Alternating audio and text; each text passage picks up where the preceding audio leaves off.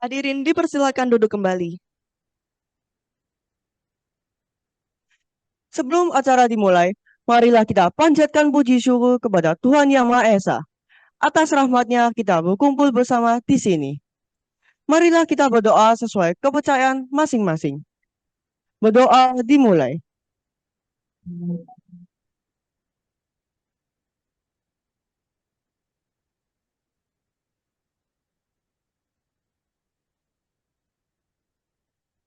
Doa dicukupkan.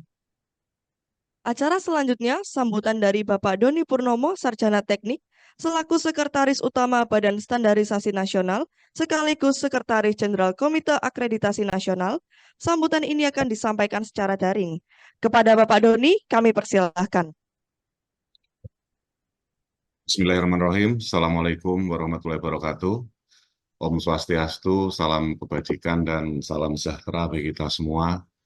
Pertama-tama yang terhormat Ibu Wakil Rektor Universitas Surabaya, Ibu Dr. Noviati Kresna Dharma Setiawan, yang terhormat Bapak Kepala Dinas Pendidikan Polri Jawa Timur yang dalam hal ini diwakili oleh Bapak Misbahuddin, Bapak Kepala Biro Perekonomian Sekda Prof Jawa Timur, senior saya Pak Rosyawan, selaku narasumber dalam kegiatan ini, Bu Desak juga ada di sana selaku narasumber dalam kegiatan ini. Kemudian Bu Dila, Direktur Utama PT Evodia Global Sertifikasi, Bapak Ibu Kepala Sekolah atau perwakilan SMK, serta Bapak dan Ibu dosen program studi Teknik Industri Fakultas Teknik Universitas Surabaya. Pertama-tama, terima kasih saya sampaikan atas kesempatan pada pagi hari ini di dalam forum yang luar biasa, karena seperti kita ketahui bersama bahwa ketika kita berbicara sistem pendidikan, sistem manajemen lembaga pendidikan, tentunya ini akan memegang peranan yang sangat penting untuk menuju cita-cita Indonesia sebagaimana dimaksudkan di dalam Undang-Undang Dasar 1945, khususnya untuk mencerdaskan kehidupan bangsa, dan juga di dalam menuju visi Indonesia Emas 2045 yang mau tidak mau, suka tidak suka, maka pengembangan sumber daya manusia ini menjadi sesuatu yang sangat mendasar, karena tanpa SDM yang kuat dan berdaya saing tentunya kita akan sulit untuk mencapai tujuan-tujuan yang kita cita-citakan. Baru sekalian, BSN sebagai lembaga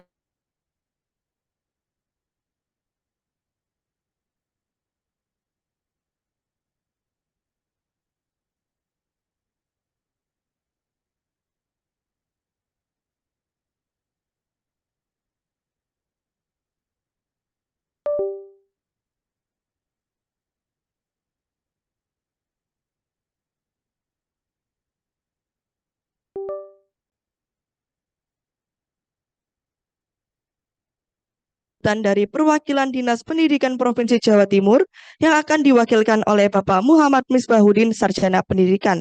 Kepada Bapak Misbahuddin, kami persilahkan.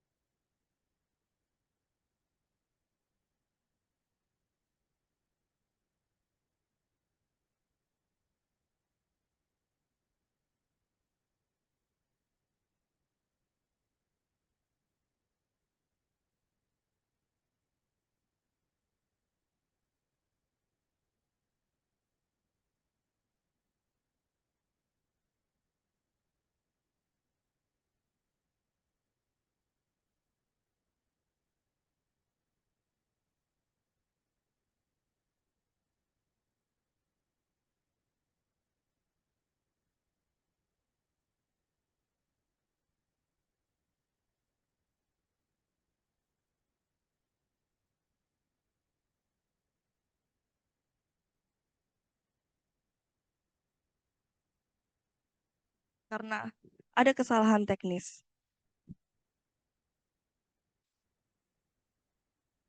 Oke.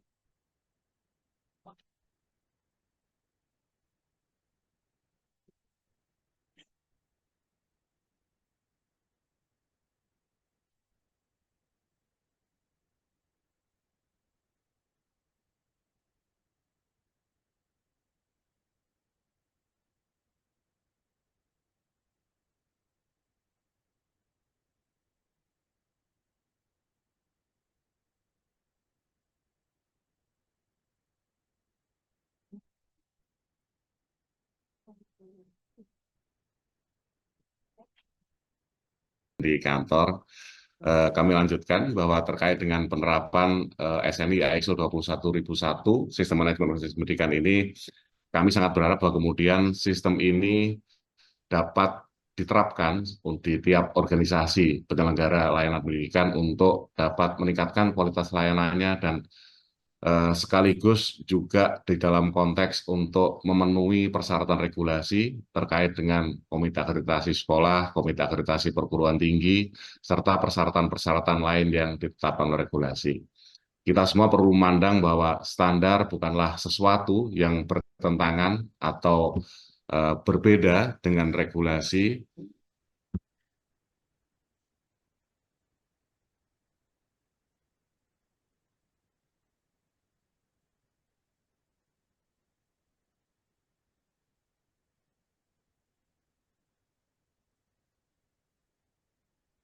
Tes, suaranya apakah dapat terdengar, Ibu sekalian? Untuk suara terdengar, Pak. Terdengar ya? Siap. Jadi kami sangat berharap bahwa standar ini bukan sesuatu yang bertentangan dengan regulasi, standar bukan merupakan suatu persyaratan tambahan untuk memenuhi regulasi, tapi standar ini justru dapat digunakan sebagai acuan untuk kita semua di dalam upaya untuk lebih dapat memenuhi regulasi terkait dengan pendidikan, dan lebih daripada itu, karena ISO 21001 merupakan persyaratan yang sudah dikonsensuskan secara internasional, maka harapan kami tentunya penerapan ISO 21001 ini dapat juga meningkatkan pengakuan internasional terhadap sistem manajemen layanan pendidikan di Indonesia. Tentunya PSN bersama-sama dengan Komite Akreditasi Nasional masih memiliki pekerjaan rumah terkait dengan penerapan 21001 ini. Karena ketika kita berbicara pengakuan internasional tersebut harus sama-sama kita upayakan, dan pengakuan internasional tersebut baru akan dapat kita capai apabila lembaga sertifikasi yang memiliki ruang lingkup akreditasi SNI ISO 21001 ini memiliki klien yang cukup untuk dievaluasi oleh organisasi internasional. Tetapi kami sangat yakin karena sampai dengan saat ini Komite Akreditasi Nasional telah mendapatkan pengakuan internasional untuk lebih dari 15 skema akreditasi, dan kemudian SNI ISO 21001 ini merupakan satu bagian atau satu ruang lingkup dari pengakuan internasional untuk sistem manajemen yang secara umum juga sudah mendapatkan pengakuan internasional. Jadi kami sangat berharap bahwa kita semua dapat menerapkan atau memahami SNI ISO 21001 ini secara filosofis, tidak sekedar untuk mendapatkan sertifikat, tetapi mari kita aplikasikan satu persatu persyaratan yang ada di dalam standar ini untuk memperbaiki sistem kita, untuk lebih memaksimalkan potensi-potensi kita di dalam pengembangan sumber daya manusia yang ada di Republik Indonesia. Sekali lagi terima kasih kepada Ibu Wakil Rektor Ubaya yang telah menyelenggarakan workshop ini. Terima kasih tentunya kepada teman-teman semua yang pada hari ini bergabung di dalam seminar atau workshop terkait dengan SNI ISO 21001 ini, dan semoga upaya kita pada pagi hari ini dapat memberikan kontribusi yang luar biasa bagi pengembangan sumber daya manusia di Indonesia. Mohon maaf apabila tadi ada hambatan teknis, dan sekali lagi semoga workshop hari ini bermanfaat bagi kita semua. Billahi taufiq wal hidayah. Wassalamualaikum warahmatullahi wabarakatuh.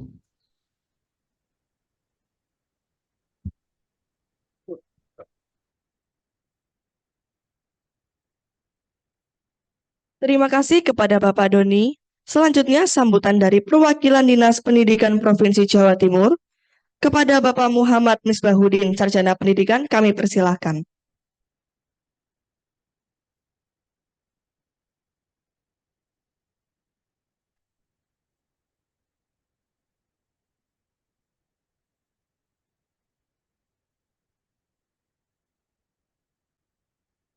Bismillahirrahmanirrahim. Assalamualaikum warahmatullahi wabarakatuh. Selamat pagi dan salam sejahtera bagi kita semua. Yang terhormat Wakil Rektor 2 Ubaya, Ibu Dr. Novianti Krisna Dharma Setiawan. Yang kami hormati Sekretaris Utama Badan Standarisasi Nasional, dan Sekretaris Jenderal Komite Akreditasi Nasional, Bapak Doni Purnomo Januardi Eviandono, Sarjana Teknik.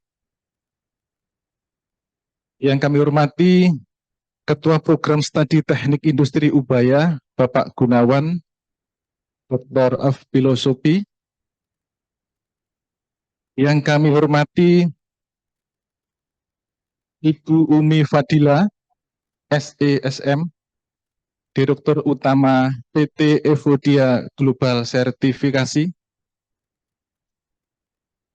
Yang kami hormati para narasumber, Ibu Dr. Insinyur Desak Nyoman Siawati, MMA. Ada Bapak Dr. Muhammad Rusiawan. Yang kami hormati pula para dosen Program Studi Teknik Industri, Fakultas Teknik Universitas Surabaya, dan Bapak Ibu Kepala SMK Negeri dan Swasta yang hadir pada kesempatan hari ini.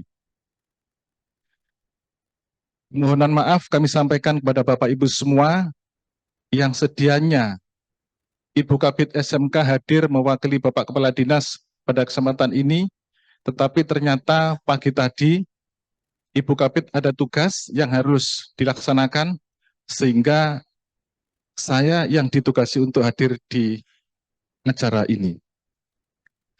Berikutnya akan saya bacakan sambutan Kepala Bidang Pendidikan SMK. Namun sebelumnya perlu kami sampaikan informasi bahwa acara seminar ini dihadiri kepala SMK negeri dan swasta dari sebanyak 30 kabupaten kota se-Jawa Timur. Ada dari SMK BLUD, Badan Layanan Umum Daerah, ada SMK PK, SMK Pusat Keunggulan, dan ada SMK yang sudah pernah menerapkan ISO 9001.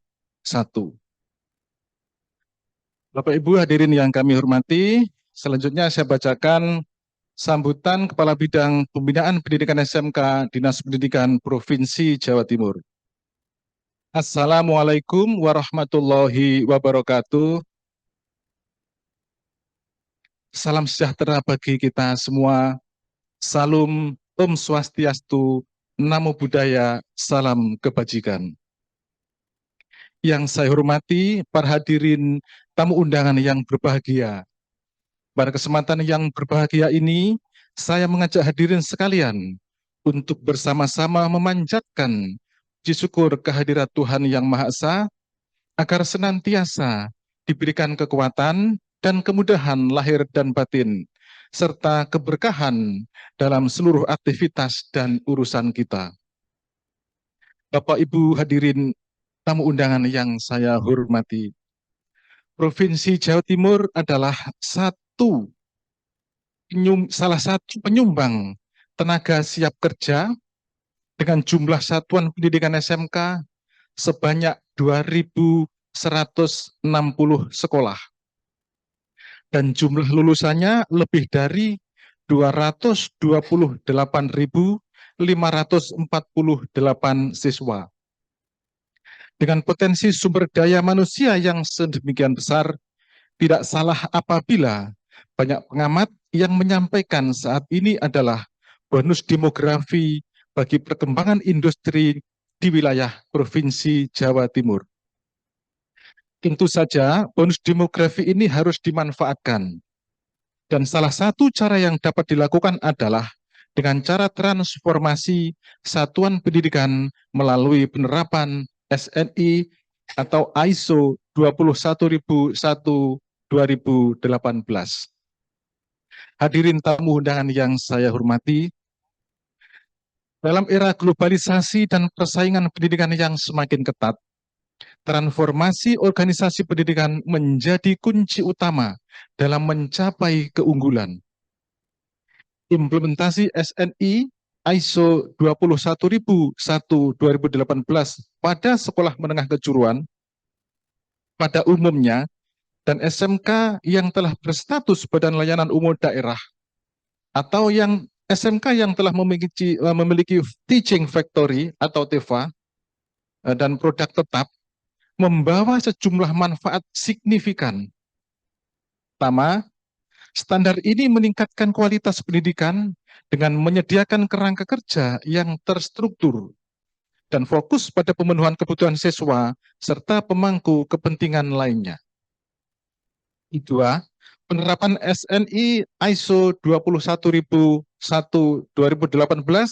memungkinkan SMK untuk memperbaiki pengelolaan sumber daya, meningkatkan efisiensi operasional, dan meningkatkan mutu layanan pendidikan yang diberikan. Ketiga, adopsi standar ini mendorong inovasi dan pembelajaran berkelanjutan untuk menjaga relevansi pendidikan vokasi di tengah perubahan cepat di dunia industri. Implementasi standar ini juga termasuk penyelarasan dengan standar internasional yang memungkinkan SMK untuk bersaing di tingkat global.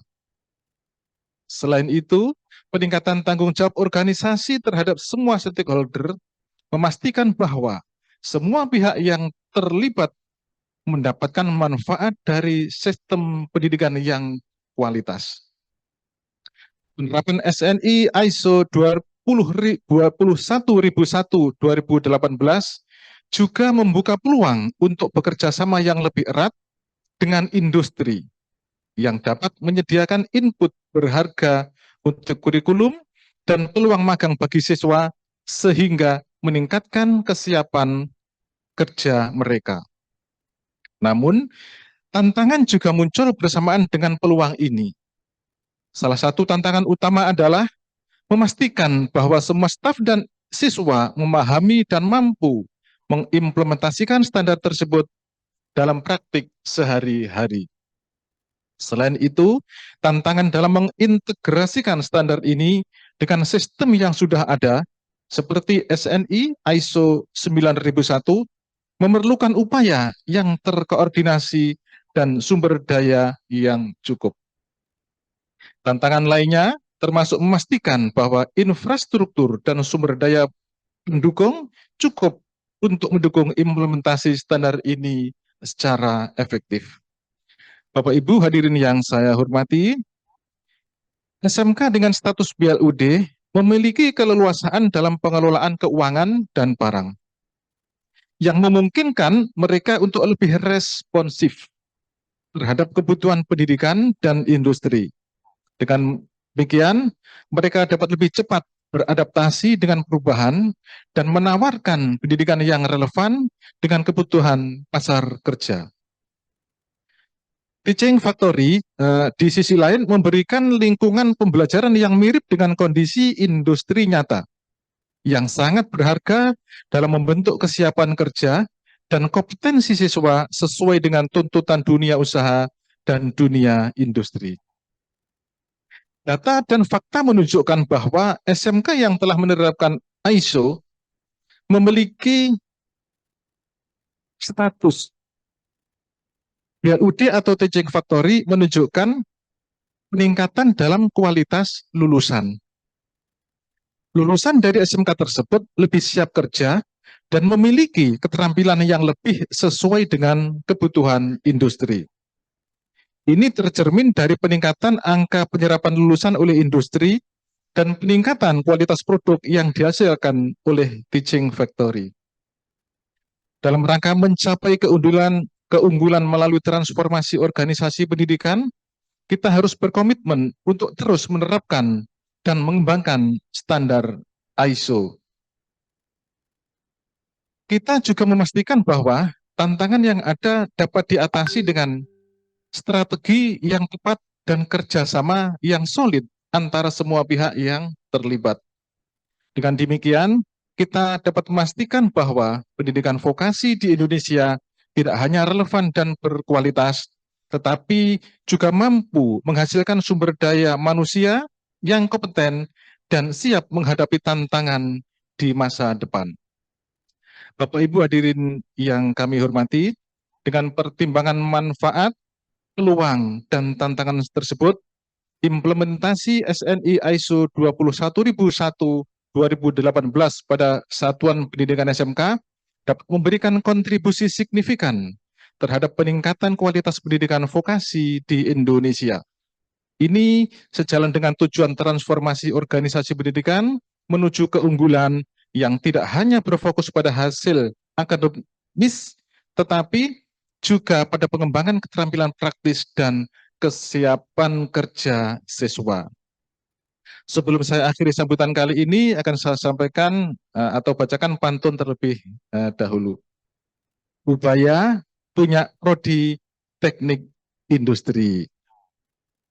Kampusnya rindang, gedungnya tinggi. Menuju transformasi pendidikan vokasi, SMK tersertifikasi bermutu tinggi.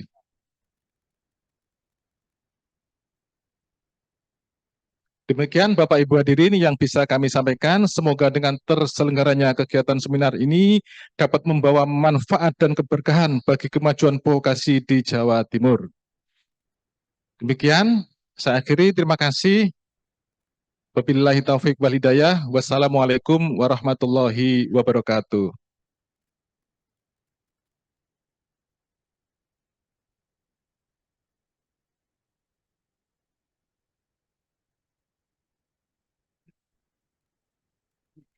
Terima kasih kepada perwakilan Dinas Pendidikan Provinsi Jawa Timur atas sambutannya. Selanjutnya, sambutan sekaligus pembukaan kegiatan seminar oleh Wakil Rektor 2 Universitas Surabaya, Dr. Noviati Kresna Dharma Setiawan. Kepada Ibu Noviati, kami persilahkan.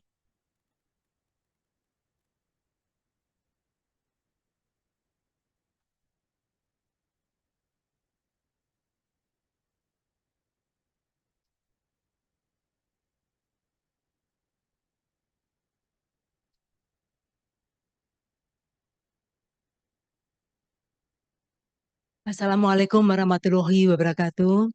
Shalom, Om Swastiastu, Namo Buddhaya, salam kebajikan dan salam multikultur dari Ubaya.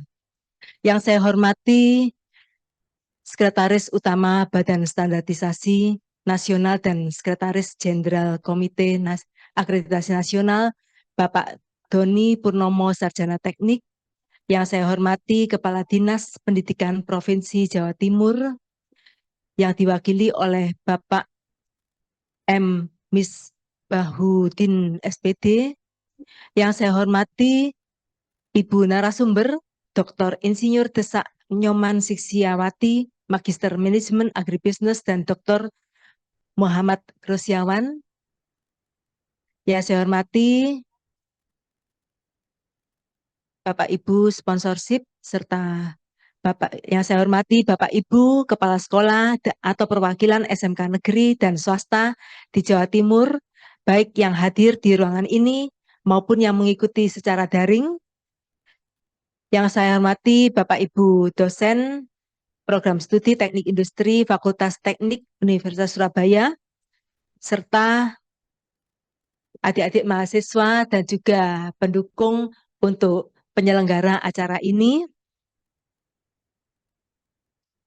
Pertama-tama izinkan saya menyampaikan salam sekaligus juga permohonan maaf dari Pak Rektor yang hari ini sesungguhnya beliau sangat ingin untuk hadir untuk ikut membuka acara ini, namun karena ada acara yang tidak bisa ditinggalkan, maka beliau izin dan mewakilkan untuk membuka acara ini oleh saya selaku wakil beliau. Pertama-tama kami pun panjatkan puja dan puji syukur kepada Tuhan Yang Maha Esa karena atas berkat, rahmat dan kasih-Nya lah kita dapat berkumpul di sini baik secara luring maupun juga daring.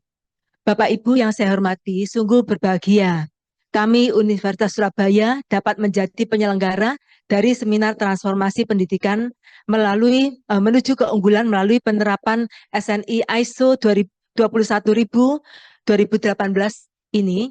Kami selaku lembaga pendidikan Universitas Surabaya ini sudah berdiri sejak 56 tahun yang lalu, yaitu tahun 1968, di mana kami memiliki 9 fakultas, yang mana salah satunya adalah Politeknik, yang mana ini siap untuk bisa menerima lulusan daripada SMK yang Bapak Ibu pimpin sekalian.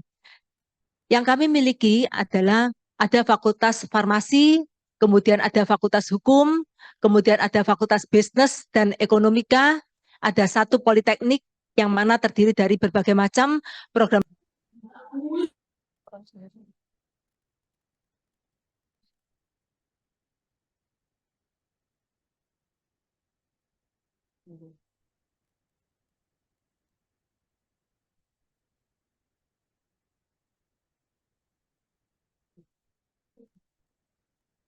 Terima kasih kepada Ibu Noviati. Ruangnya saya akan membacakan cerita dan perlu hadirin ingat bahwa mekanisme gamenya masih sama.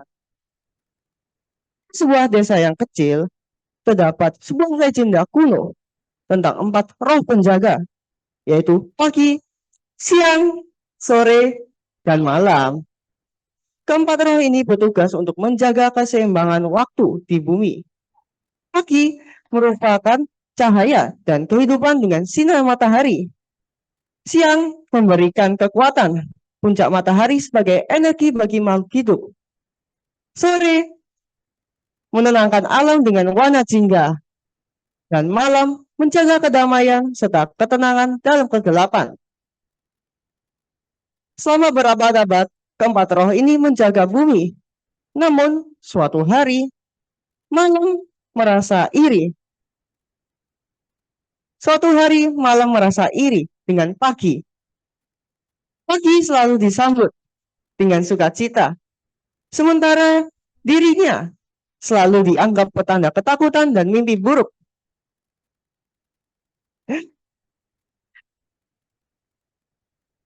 Karena iri, malam selalu memutuskan untuk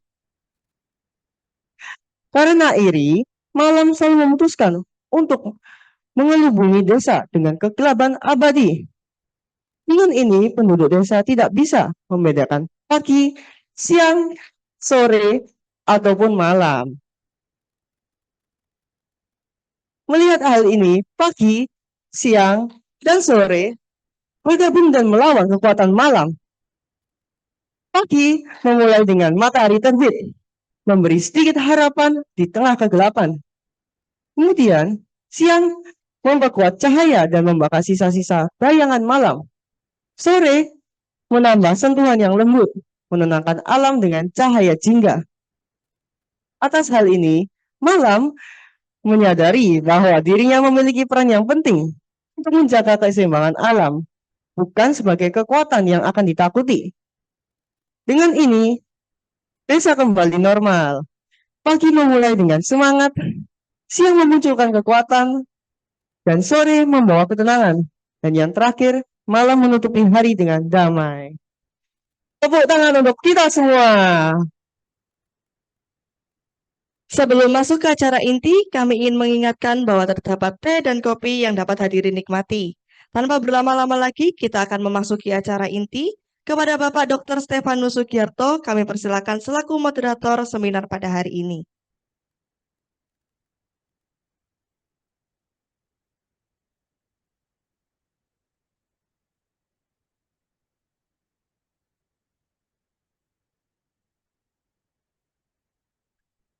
Assalamualaikum warahmatullahi wabarakatuh.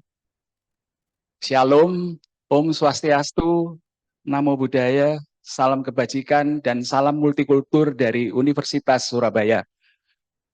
Bapak Ibu yang terhormat yang hadir saat ini di ruang serbaguna Fakultas Teknobiologi maupun yang hadir secara daring, pada tahun 2045, tepat 100 tahun peringatan Hari Ulang Tahun Kemerdekaan, kita semua mengidamkan visi Indonesia Emas 2045 menjadi negara yang tangguh, sejahtera, inklusif, dan berkelanjutan akan terwujud. Indonesia Emas 2045 akan terwujud dengan ketersediaan sumber daya manusia yang unggul dan kompeten sebagai enablers. yang sering kita sebut sebagai generasi emas 2045. Pendidikan yang berkualitas merupakan fondasi untuk menciptakan generasi emas 2045 yang diharapkan memiliki karakter yang kuat, integritas yang baik, serta kompetensi yang tinggi di dalam berbagai bidang. Namun, kita berhadapan dengan kondisi kualitas pendidikan yang sangat terfragmentasi, disediakan oleh berbagai macam organisasi pendidikan, mulai dari pendidikan anak usia dini hingga perguruan tinggi, dengan sistem manajemen yang berbeda tingkat kualitasnya dalam menyediakan produk dan layanan pendidikan. Oleh karena itu, diperlukan pendekatan kualitas yang sistematis dalam manajemen organisasi pendidikan untuk menyediakan produk dan layanan pendidikan. Nah, dalam hal ini sekolah dapat menggunakan pendekatan manajemen kualitas yang diintegrasikan dengan sistem manajemennya di seluruh tingkatan organisasi. Salah satunya adalah dari International Organization for Standardization atau ISO dengan ISO 21001 yang menjadi tema seminar pada pagi hari ini. Nah, untuk memahami bagaimana penerapan ISO 21001 dalam hal ini SNI ISO 21001 2018 Magister Manajemen Agribisnis dan Dr. Muhammad Rusyawan untuk naik ke atas panggung.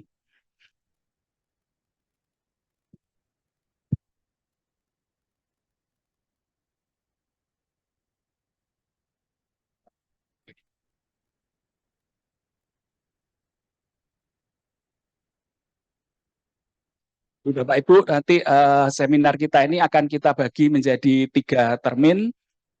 Di termin yang pertama nanti Bu Desa akan menyampaikan materinya, disusul dengan termin kedua Pak Dr. Muhammad Rusyawan menyampaikan materi. Selanjutnya akan kita lanjutkan dengan sesi tanya jawab gitu ya, atau diskusi dari Bapak Ibu dengan narasumber kita.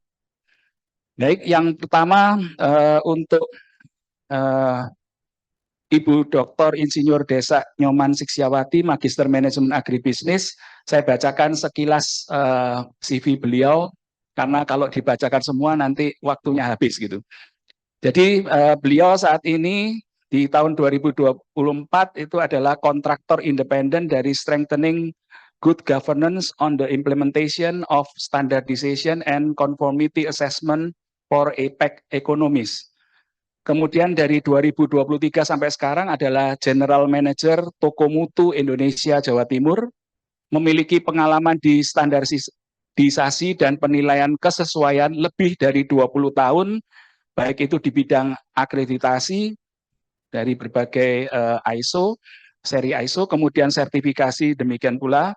Selain itu beliau juga adalah asesor KAN, kemudian pendamping UMKM, IKM, industri, auditor LS Pro dan LSSM. Beliau akan membawakan materi pentingnya dan manfaat penerapan sistem manajemen ISO SNI ISO 21001 2018 dalam organisasi pendidikan. Kami persilakan Bu Desa. Terima kasih Pak Stefanus, Pak Moderator.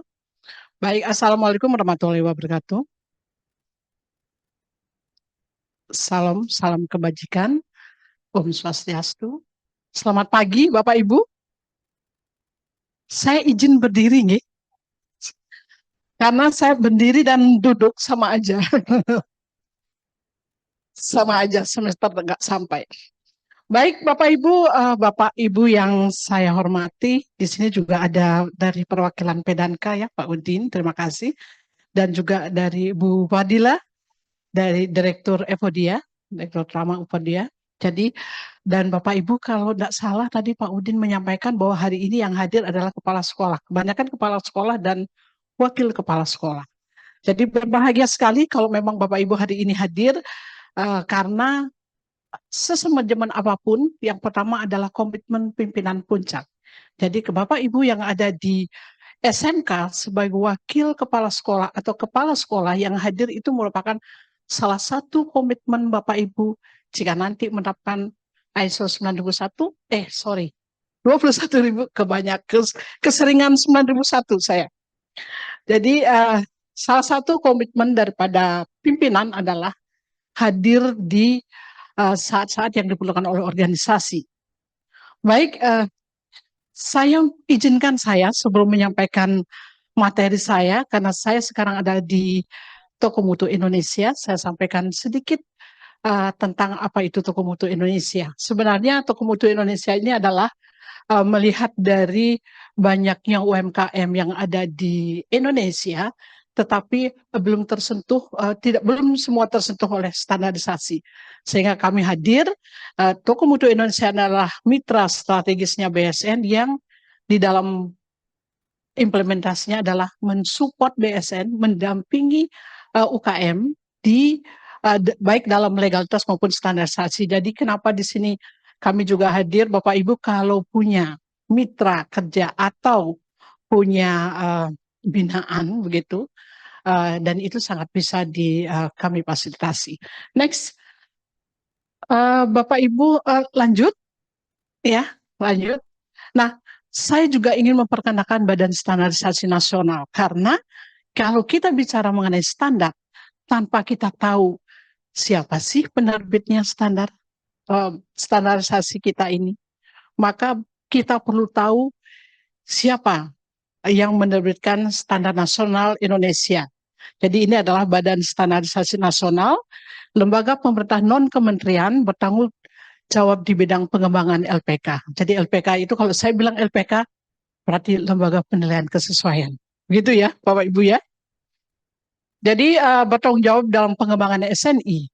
Artinya SNI yang belum ada menjadi ada, SNI yang sudah ada perlu direview, kemudian SNI adopsi dari luar gitu ya. Salah satunya adalah ISO 9000, ISO 21001 2018, begitu diadopsi maka menjadi SNI ISO 21000. Jadi kalau Bapak Ibu melihat apa sih bedanya ISO saja sama adanya SNI begitu ya. Nah, ini adalah salah satu tugas BSN kalau ada adopsi standar nasional Indonesia, kalau ada adopsi standar menjadi SNI, maka di depannya itu adalah SNI ISO, gitu ya. Jadi BSN ini juga pembinaan penerapan SNI pada organisasi, pelaku usaha dan industri, focal point organisasi standar di dunia, jadi ISO, IEC, Codex, dan lain sebagainya, kemudian melakukan sosialisasi dan diseminasi standarisasi. Nah, tugas BSN. Kemudian kantornya ini ada di Jakarta, kemudian di beberapa daerah sekarang sudah ada di Surabaya. Saya dulu terakhir di Surabaya, Bapak Ibu, saya terakhir di BSN tahun 2023, dan saya dulu PNS, Bapak Ibu, saya juga bagian dari Bapak Ibu dulu, saya Pemprov Provinsi Jawa Timur di tahun 2009 sampai 2022. Saya ada di Pemprov. Kemudian terakhir di BSN dan pernah tugas sekarang ada di Toko Mutu Indonesia. Begitu ya, Bu. Oke, next kita kembali. Jadi Bapak Ibu, BSN itu ada di beberapa daerah sebagai kantor layanan teknisnya. Surabaya juga ada. Sekarang buka lagi di Mataram dan Jogja. Kemudian ada di Riau, Palembang, dan Makassar.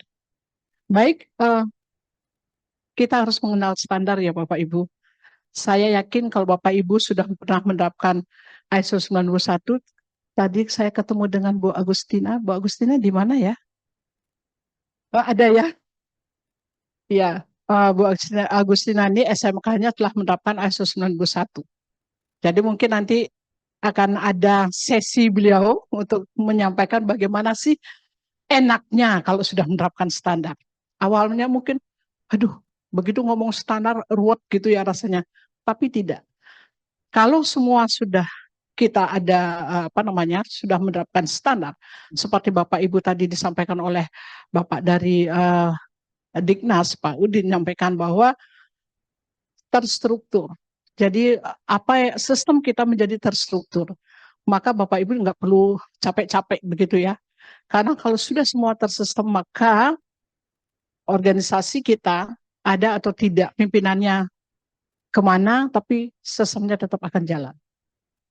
Baik, lanjut. Jadi Standar Nasional Indonesia, kalau Bapak Ibu melihat SNI seperti ini gitu ya, logonya ini sebenarnya tidak hanya sekedar logo, tetapi cara meletakkan di dalam produk kita, di dalam itu juga ada aturannya. Jadi diatur di Undang-Undang Nomor 20 tahun 2014 tentang standarisasi tentang LPK.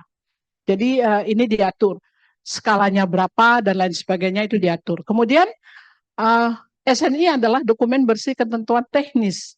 Ada aturan, ada pedoman, ada karakteristik dari suatu kegiatan atau hasilnya yang dirumuskan secara konsensus.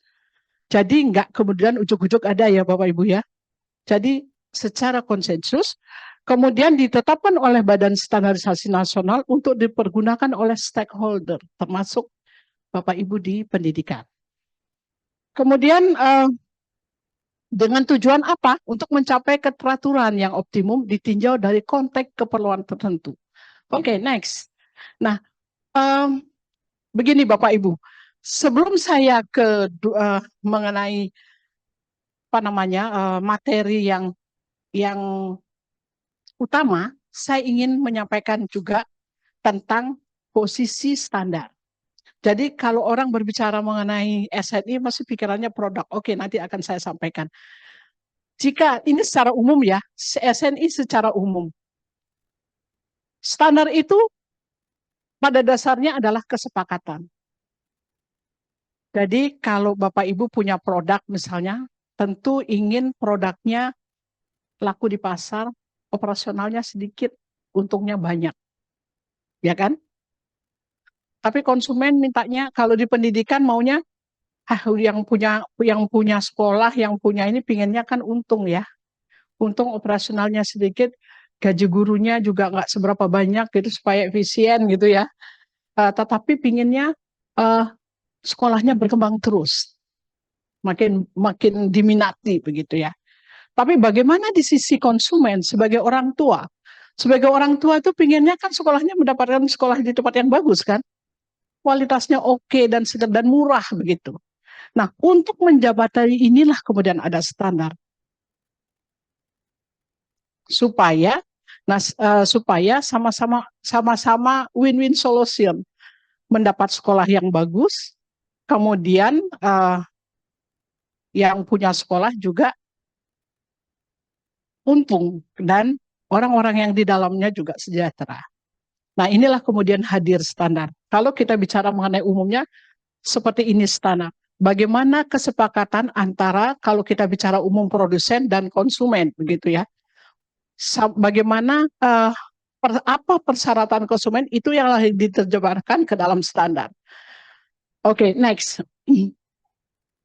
Lanjut. Mas, lanjut Mas.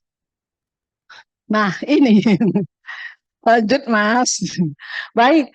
Nah, kalau berbicara mengenai standar SNI ya, Standar Nasional Indonesia, kira-kira bayangan Bapak Ibu apa? Bisa saya dibantu? Bayangannya apa? Produk ya? Helm, benar helm, produk itu, iya benar. Sebenarnya Standar Nasional Indonesia tidak hanya produk Bapak Ibu. Tidak hanya produk, Bapak Ibu benar, helm. Karena dulu begitu SNI wajib helm gitu ya. Orang beli helm harus ada SNI-nya gitu ya. Nah, ini sebenarnya tidak hanya produk begitu. Standar Nasional Indonesia tadi betul Ibu bilang bahwa salah satu produk ya helm produk. Kemudian SNI juga di bidang jasa. Contohnya adalah usaha jasa perjalanan wisata, hotel, gitu ya. Itu adalah SNI-nya ada juga. Kemudian kita bicara dengan personal. Kira-kira kalau Bapak Ibu bicara personal, kompetensi personal, ingatnya badannya apa? Ya, pasti BNSP. BNSP itu adalah Badan Nasional Sertifikasi, ya, sertifikasi profesi. Jadi Badan Nasional Sertifikasi ya Ibu, bukan akreditasi tapi sertifikasi. Nah, kalau kita bicara mengenai SNI personal, maka badannya adalah namanya LSP, Lembaga Sertifikasi Personal. Salah satunya adalah BNSP yang Bapak Ibu sampaikan tadi. Ya, itu adalah lembaganya. Maka lembaga yang memberikan sertifikat kepada profesi kepada personal itu namanya Lembaga Sertifikasi Personal, dan lembaga ini harus menerapkan 17024. 17024 dan harus terakreditasi oleh kami. Jika sertifikat itu mau bersaing di tingkat internasional, ya. Kalau BNSP mungkin di dalam negeri ya, dalam negeri. Tapi begitu Bapak Ibu mau sertifikat ini berlaku di internasional, maka carilah lembaga sertifikasi yang memang terakreditasi. Nanti saya akan sampaikan tentang rantai pengakuan akreditasi nasional ke internasional. Nanti Bapak Ibu supaya lebih jelas. Baik, kemudian SNI itu juga ada dalam SNI proses, yaitu contohnya HACCP, ya. Jadi kalau keamanan pangan, HACCP, kemudian pemotongan halal pada unggas, gitu ya. Halal itu termasuk sertifikat, termasuk SNI proses. Nah, untuk organisasi pendidikan itu masuknya adalah SNI sistem. Sistem manajemen mutu, sistem manajemen mutu keamanan pangan, sistem manajemen mutu pendidikan. Termasuk di sistem manajemen. Itu ya Bapak Ibu. Jadi kalau sekarang bicara SNI nggak produk lagi ya Bapak Ibu ya. Sudah tidak produk lagi. Baik, next. Nah, untuk di dalam penerapannya, lanjut. Di dalam penerapannya SNI ini sebenarnya ada yang namanya sukarela dan wajib. Tapi pada dasarnya semua SNI itu sukarela. Semua standar nasional itu sebenarnya sukarela. Tetapi karena hubungannya dengan Kementerian Teknis gitu ya, Kementerian Teknis, lembaga pemerintah non kementerian, bisa ini mewajibkan jika berhubungan dengan K3L. Ya. Jadi itu bisa diwajibkan. Kalau kita bilang pariwisata, misalnya sekarang kan diwajibkan oleh Kementerian Pariwisata. Ya Bu Fadil lagi. CHSE sudah ini ya, sudah diwajibkan. Kemudian 37.001 ya, SMAP ya, SMAP. Itu juga sudah diwajibkan oleh Menteri Menpan. Menpan RB ya. Iya.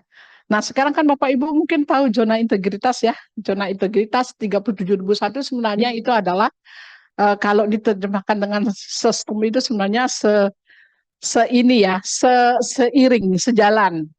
Sama dengan mungkin sekarang Bapak Ibu kalau di SMK ada nggak sistem yang diwajibkan?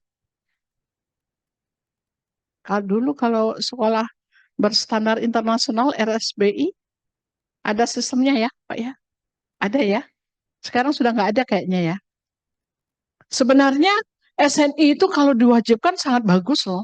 Jadi sehingga semua institusi yang diwajibkan untuk menerapkan itu menjadi berlomba-lomba ikut mewajibkan. Artinya kami berharap sih kalau suatu saat sekolah itu diwajibkan untuk ISO 21001 itu luar biasa. Karena apa gitu? Karena dengan tersistem di tempat Bapak juga di dalam di dalam organisasi pendidikan, maka semua dipaksa untuk terlibat. Kemudian sistemnya menjadi terstruktur ya. Ada SOP-nya, ada panduan apa yang harus dilakukan, dan dan semua saya pikir itu akan menjadi bagus gitu ya. Ya mudah-mudahan saja ya, berharap begitu. Baik, SNI sukarela jika dia wajib apabila diberlakukan wajib oleh kementerian atau lembaga pemerintah non kementerian. Oke, next. Nah, ini Bapak Ibu, jadi harapannya ya ini sudah saya sampaikan sebenarnya sebagai orang tua maunya anaknya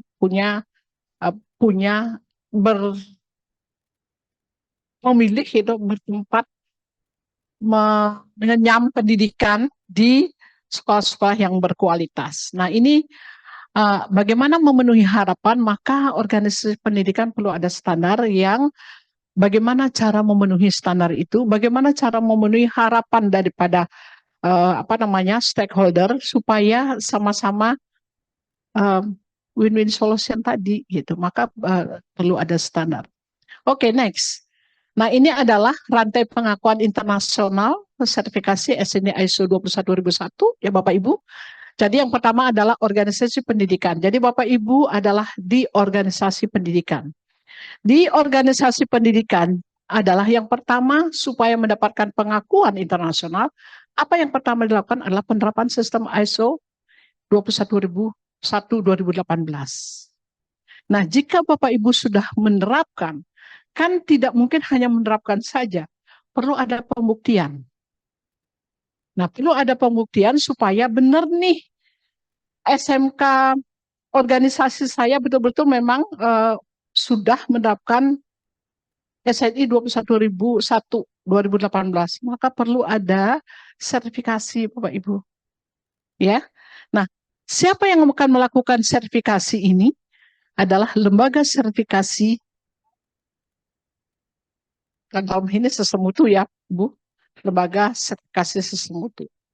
Nah, kebetulan di sini hadir Ibu Fadila dari Evodia yang memang sudah sangat sangat berpengalaman di bidang sertifikasi ISO 21001/2018. Jadi kalau kita nanti diskusi, nanti Ibu juga sangat bisa membantu kalau ada pertanyaan terhadap sertifikasi. Kemudian lembaga sertifikasi ini menerbitkan sertifikat ke organisasi Bapak Ibu. Nah, lembaga sertifikasi ini juga, nah ini harus hati-hati nih Bapak Ibu memilih lembaga sertifikasi. Pastikan lembaga sertifikasi ini terakreditasi oleh CAN. Jadi lembaga sertifikasi yang mengeluarkan sertifikat nanti harus terakreditasi oleh CAN, Badan Akreditasi. Kita di Indonesia namanya CAN. Tadi Pak Doni Purnomo itu adalah beliau adalah sekretaris utama BSN dan sekjennya CAN begitu. Nah, ini adalah yang mengakreditasi, yang menyatakan oh iya lembaga ini bisa melakukan sertifikasi. Jadi gitu ya Bapak Ibu. Kalau tidak nanti tidak diakui.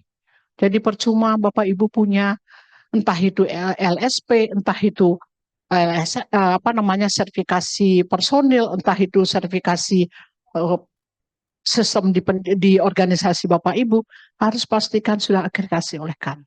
Nah, badan akreditasi CAN ini juga adalah melakukan monitoring atau pengawasan pembuktian kompetensi melalui SNI ISO 17011 Bapak Ibu. Jadi CAN sendiri juga di pembuktiannya diekuivalensi oleh siapa? Oleh kerjasama pengakuan regional dan internasional melalui ada APAK dan IAF. Jadi Bapak Ibu seperti itu ya. Jadi pastikan jangan sampai Ibu udah bayar banyak-banyak gitu ternyata lembaga sertifikasi saya nggak ada akreditasi. Udah bayar banyak tapi tidak bisa diakui. Next.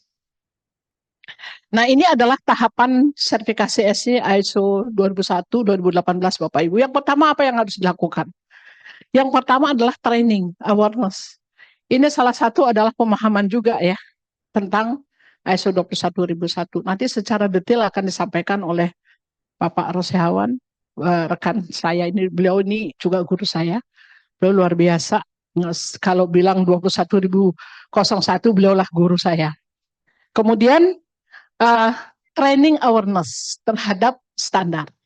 Gitu ya. Kemudian kita lihat nanti Bapak Ibu harus melihat gap analisisnya. Apakah keadaan yang sekarang gitu ya, di organisasi Bapak Ibu, kalau dibandingkan dengan ISO 21001 2018 ini, seberapa sih gapnya? Apa yang harus ditambahi gitu. Jadi pada dasarnya Bapak Ibu ini kan kalau kita bekerja di organisasi pasti kan sudah ada SOP, sudah ada bagaimana tata cara pengadaan dan lain sebagainya, sebenarnya sudah ada semua. Tinggal kita menata kok sebenarnya. Tidak banyak hal yang akan dilakukan, tapi tinggal menata.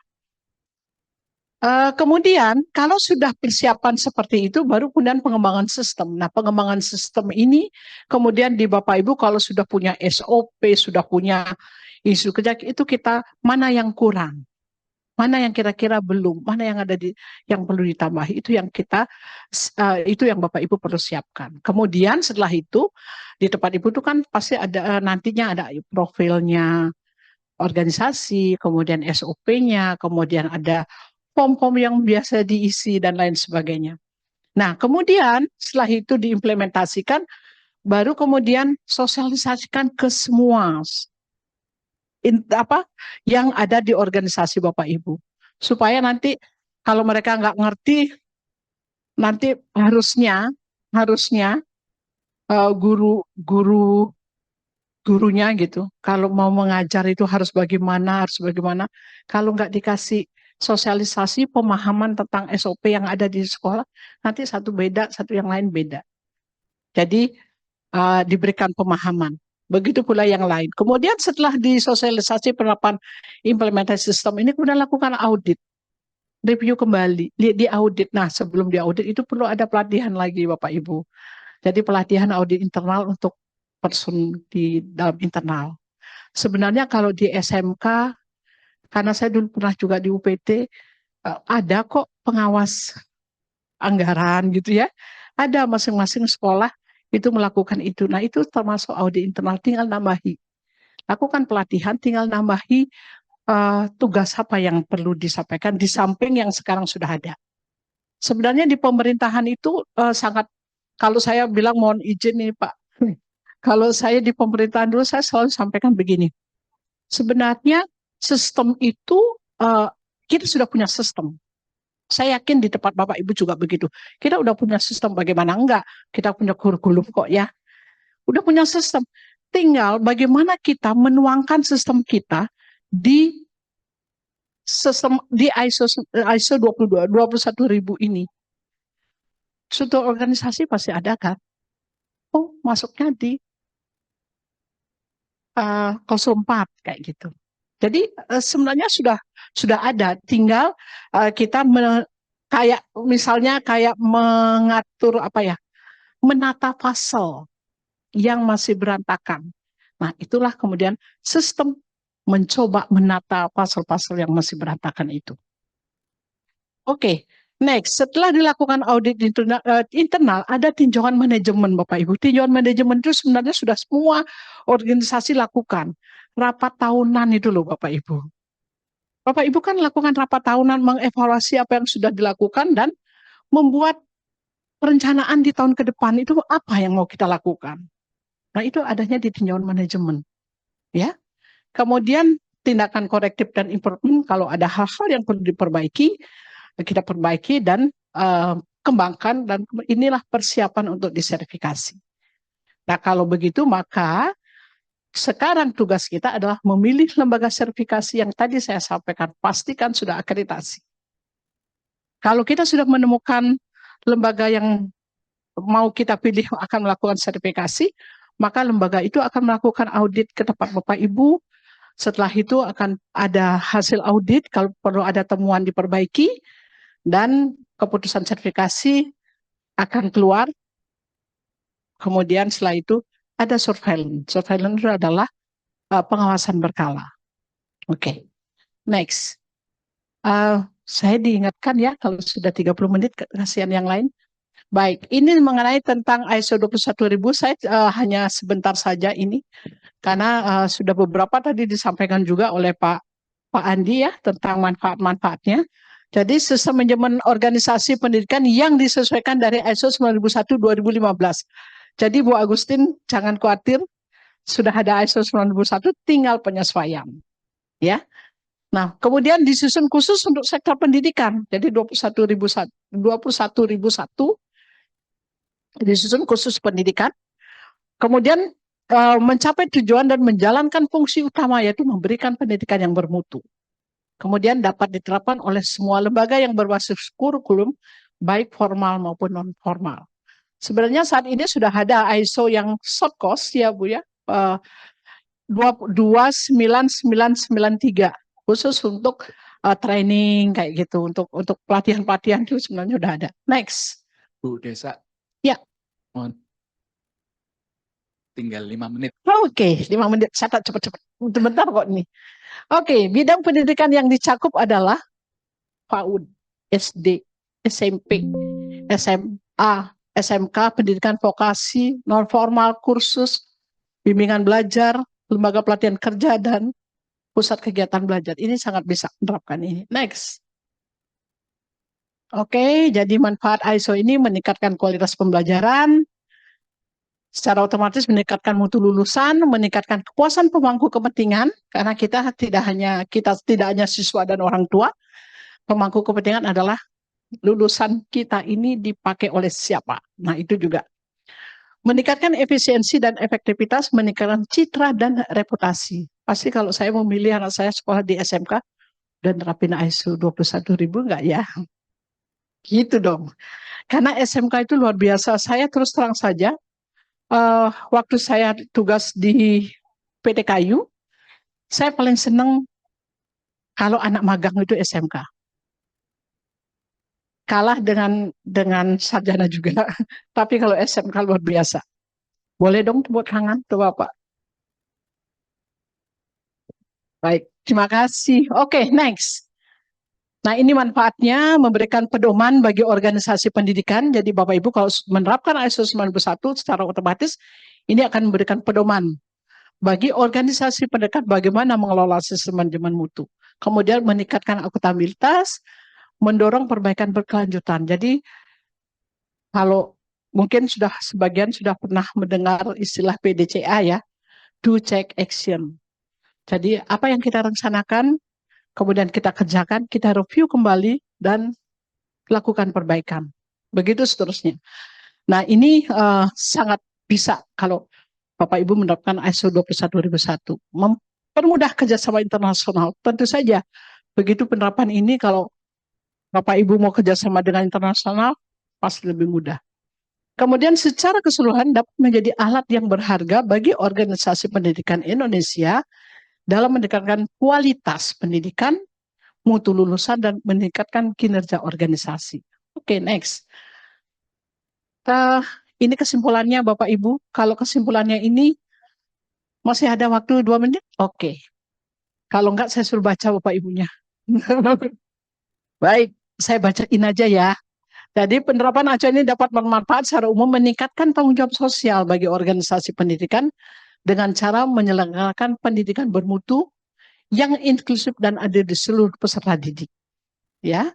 Kemudian menyeimbangkan kegiatan organisasi pendidikan dan misi, visi, dan kebijakan. Berguna sebagai alat untuk mengevaluasi peningkatan efisiensi dan efektivitas, meningkatkan proses pembelajaran dengan cara pemantauan berkelanjutan, meningkatkan kredibilitas organisasi, menstimulasi inovasi dan unggulan, kemudian menjelaskan standar nasional Indonesia dengan kerangka kerja berkelas internasional, dan meningkatkan partisipasi pihak-pihak yang memiliki kepentingan, mempromosikan peluang belajar sepanjang usia dan edukasi mandiri, meningkatkan komitmen organisasi. Oke, next. Ini kalau dari sisi bisnis, kalau kita punya kursus atau punya apa yang manfaatnya, tentu meningkatkan rasa percaya publik ya. Saya khusus di sana berarti keluarannya ini sertifikatnya bisa dipercaya. Kemudian meningkatkan reputasi bagi organisasi, kemudian meningkatkan kualitas pendidikan dan daya saing. Jadi biasanya kalau Kalau perusahaan-perusahaan, kalau nyari kompetensinya dari mana nih? Siapa yang mengeluarkan? Kalau mereka ngerti, dikeluarkan sertifikatnya, ada logokannya enggak? Itu. Ya. Oke, next. Baik, Bapak Ibu, ini yang bisa saya sampaikan. Sekali lagi terima kasih. Mudah-mudahan nanti kita bisa diskusi di diskusi nanti ya.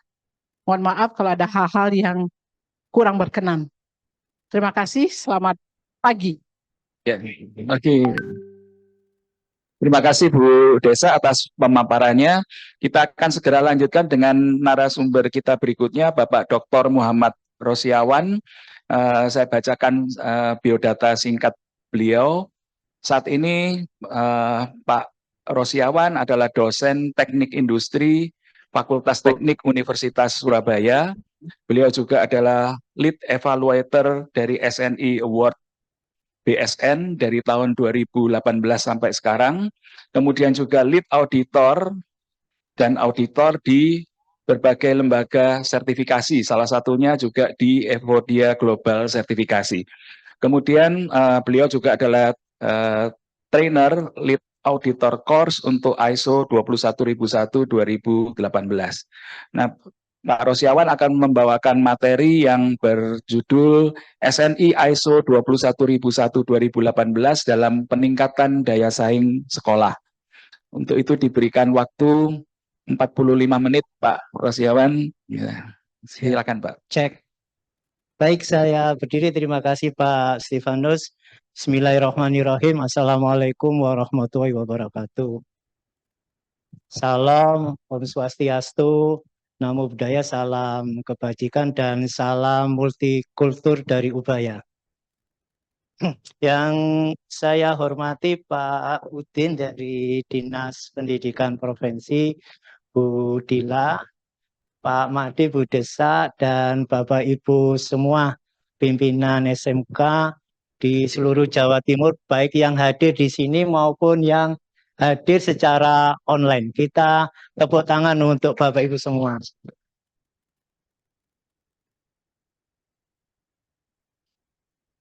Jadi saya akan menyampaikan satu topik yang semestinya itu dalam satu hari ya, tapi dipadatkan menjadi 45 menit. Jadi nanti mohon maaf kalau Bapak Ibu pulang dari sini itu nggak ngerti malah. Karena waktunya sangat pendek, tapi mudah-mudahan apa yang saya sampaikan gitu ya, Bu Desa juga itu ada harapan ya Bapak Ibu, ya minimal pahamlah apa itu ISO 21001. Jadi topik yang saya sampaikan adalah SNI ISO. Nah, kenapa harus ada SNI-nya? Karena sudah diadopsi menjadi standar nasional Indonesia. Nah, ada pesan dari BSN yang mengadopsi SNI itu, Pak Rosi jangan menyebut ISO, tapi SNI. Nah, karena kita harus bangga dengan produk Indonesia. Gitu ya. Jadi SNI ISO 2101 tahun 2018. Nah, 2018 itu diterbitkannya standar ini. Kan Bapak Ibu mungkin mengenal ya, ISO 9001 2015. Berarti itu diterbitkan tahun 2015. Nah, yang ini diterbitkan tahun 2018. Nah, manfaatnya tadi Bu Desa sudah banyak yang menyampaikan manfaat dari penerapan standar. Tapi karena ini fokus ke organisasi pendidikan termasuk sekolah, manfaatnya itu dalam rangka peningkatan daya saing sekolah. Nah, daya saing itu kan kualitatif, nanti bisa diturunkan menjadi kinerja. Jadi kinerja sekolah baik operasional, terutama operasional, tapi bisa juga ke kinerja finansial, keuangan. Jadi kalau daya saingnya meningkat itu diwujudkan dengan kinerja yang meningkat. Betul ya Bapak Ibu ya? Nah, ISO ini itu membantu terutama dalam tata kelola. Tata kelola yang organisasi pendidikan yang berstandar internasional. Jadi bukan ecek-ecek nih. Standarnya itu standar internasional. Nanti kalau Bapak Ibu misalkan ya meluluskan dengan adanya sertifikat ISO, itu ada jaminan bahwa lulusan dari SMK Bapak Ibu itu kompetensinya itu sudah dijamin berstandar internasional. Nah, kita kan cukup bangga ya, seperti itu. Baik, berikutnya ada 3 bagian yang ingin saya sampaikan. Yang pertama adalah pendahuluan. Biasa kalau orang Indonesia kan pasti ada pendahuluannya dulu kan ya. Kalau langsung masuk itu nanti terlalu berat. Jadi diantarkan dulu, setelah itu baru masuk ke persyaratan. Nah, persyaratan ini yang menjadi dasar kita, apa yang harus dilakukan oleh organisasi sekolah Bapak Ibu semua. Nah, yang ketiga, tadi Bu Desa juga menyampaikan, jadi ini ada interseksi atau irisan, tapi saya khusus untuk bagaimana sih contoh penerapannya di sekolah.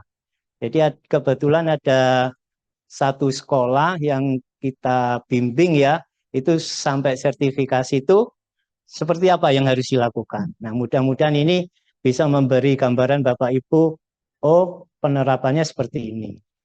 Berikutnya. Nah, pendahuluannya itu kita awali secara makro dulu ya, secara makro. Kita mengikuti visi global dari UNESCO tahun 2030. Jadi UNESCO itu memiliki visi tahun 2030 itu ada 3 hal yang bisa kita intisarikan. Yang pertama, UNESCO itu kan organisasi internasional di bawah PBB ya. Salah satunya itu mengurusi tentang pendidikan. Nah, yang pertama itu memastikan pendidikan yang berkualitas, yang inklusif. Artinya kita memberi kesempatan kepada baik peserta didik normal maupun peserta didik dengan kebutuhan khusus itu bisa mengakses pendidikan yang berkualitas dan merata. Jadi merata ini tidak boleh diskriminasi. Siapapun bisa memasuki atau mengakses layanan pendidikan tersebut. Dan mempromosikan, jadi di dalam pembelajaran yang kita lakukan itu seharusnya mempromosikan peluang peserta didiknya itu untuk bisa belajar seumur hidup. Karena belajar itu kan tidak dari sekolah saja. Bisa dari masyarakat, bisa dari keluarga, dari manapun. Nah, itu yang kita promosikan di dalam pembelajaran yang kita lakukan itu supaya nanti lulusan kita itu bisa survive. Kan gitu ya Bapak Ibu ya. Nah, survive itu nanti dibekali dengan sebuah kompetensi yang nomor 3. Kemudian yang kedua, menggeser belajar hanya sekedar mengetahui, menghafal, kemudian melakukan, tapi memberi lebih ke belajar untuk menjadi diri sendiri, menjadi diri pribadi yang memiliki karakter. Nah, karakter ini harus dapat hidup bersama karena ini kan standar internasional, UNESCO kan juga internasional. Pinginnya lulusan itu tidak hanya kerja dalam ruang lingkup yang kecil, tapi kalau nanti bekerja katakan di luar negeri, dia kan bergaul dengan berbagai banyak pihak. Nah, dia harus bisa menjadi dan hidup bersama dengan rekan lainnya untuk mengatasi masalah yang dihadapi oleh warga dunia. Jadi masalahnya itu sesuai dengan lingkup mungkin kompetensi yang dia pelajari. Kan seperti itu ya. Jadi inilah yang diinginkan oleh visi UNESCO. Nah, di dalam rangka mencapai nomor 1 dan nomor 2 itu, maka peserta didik itu harus memenuhi kebutuhan belajarnya tentang apa kompetensi. Di mana kompetensi itu terdiri dari skill, knowledge, sama attitude. Atau pengetahuan, keterampilan, nilai, dan sikap. Kemudian, nah, kalau kita sedikit merujuk ya dari Undang-Undang Nomor 20 tahun 2003 tentang Sistem Pendidikan Nasional, di situ ada pembedaan. Jadi ada pendidikan formal, non formal itu yang ada di dalam undang-undang. Yang ketiga itu pendidikan informal.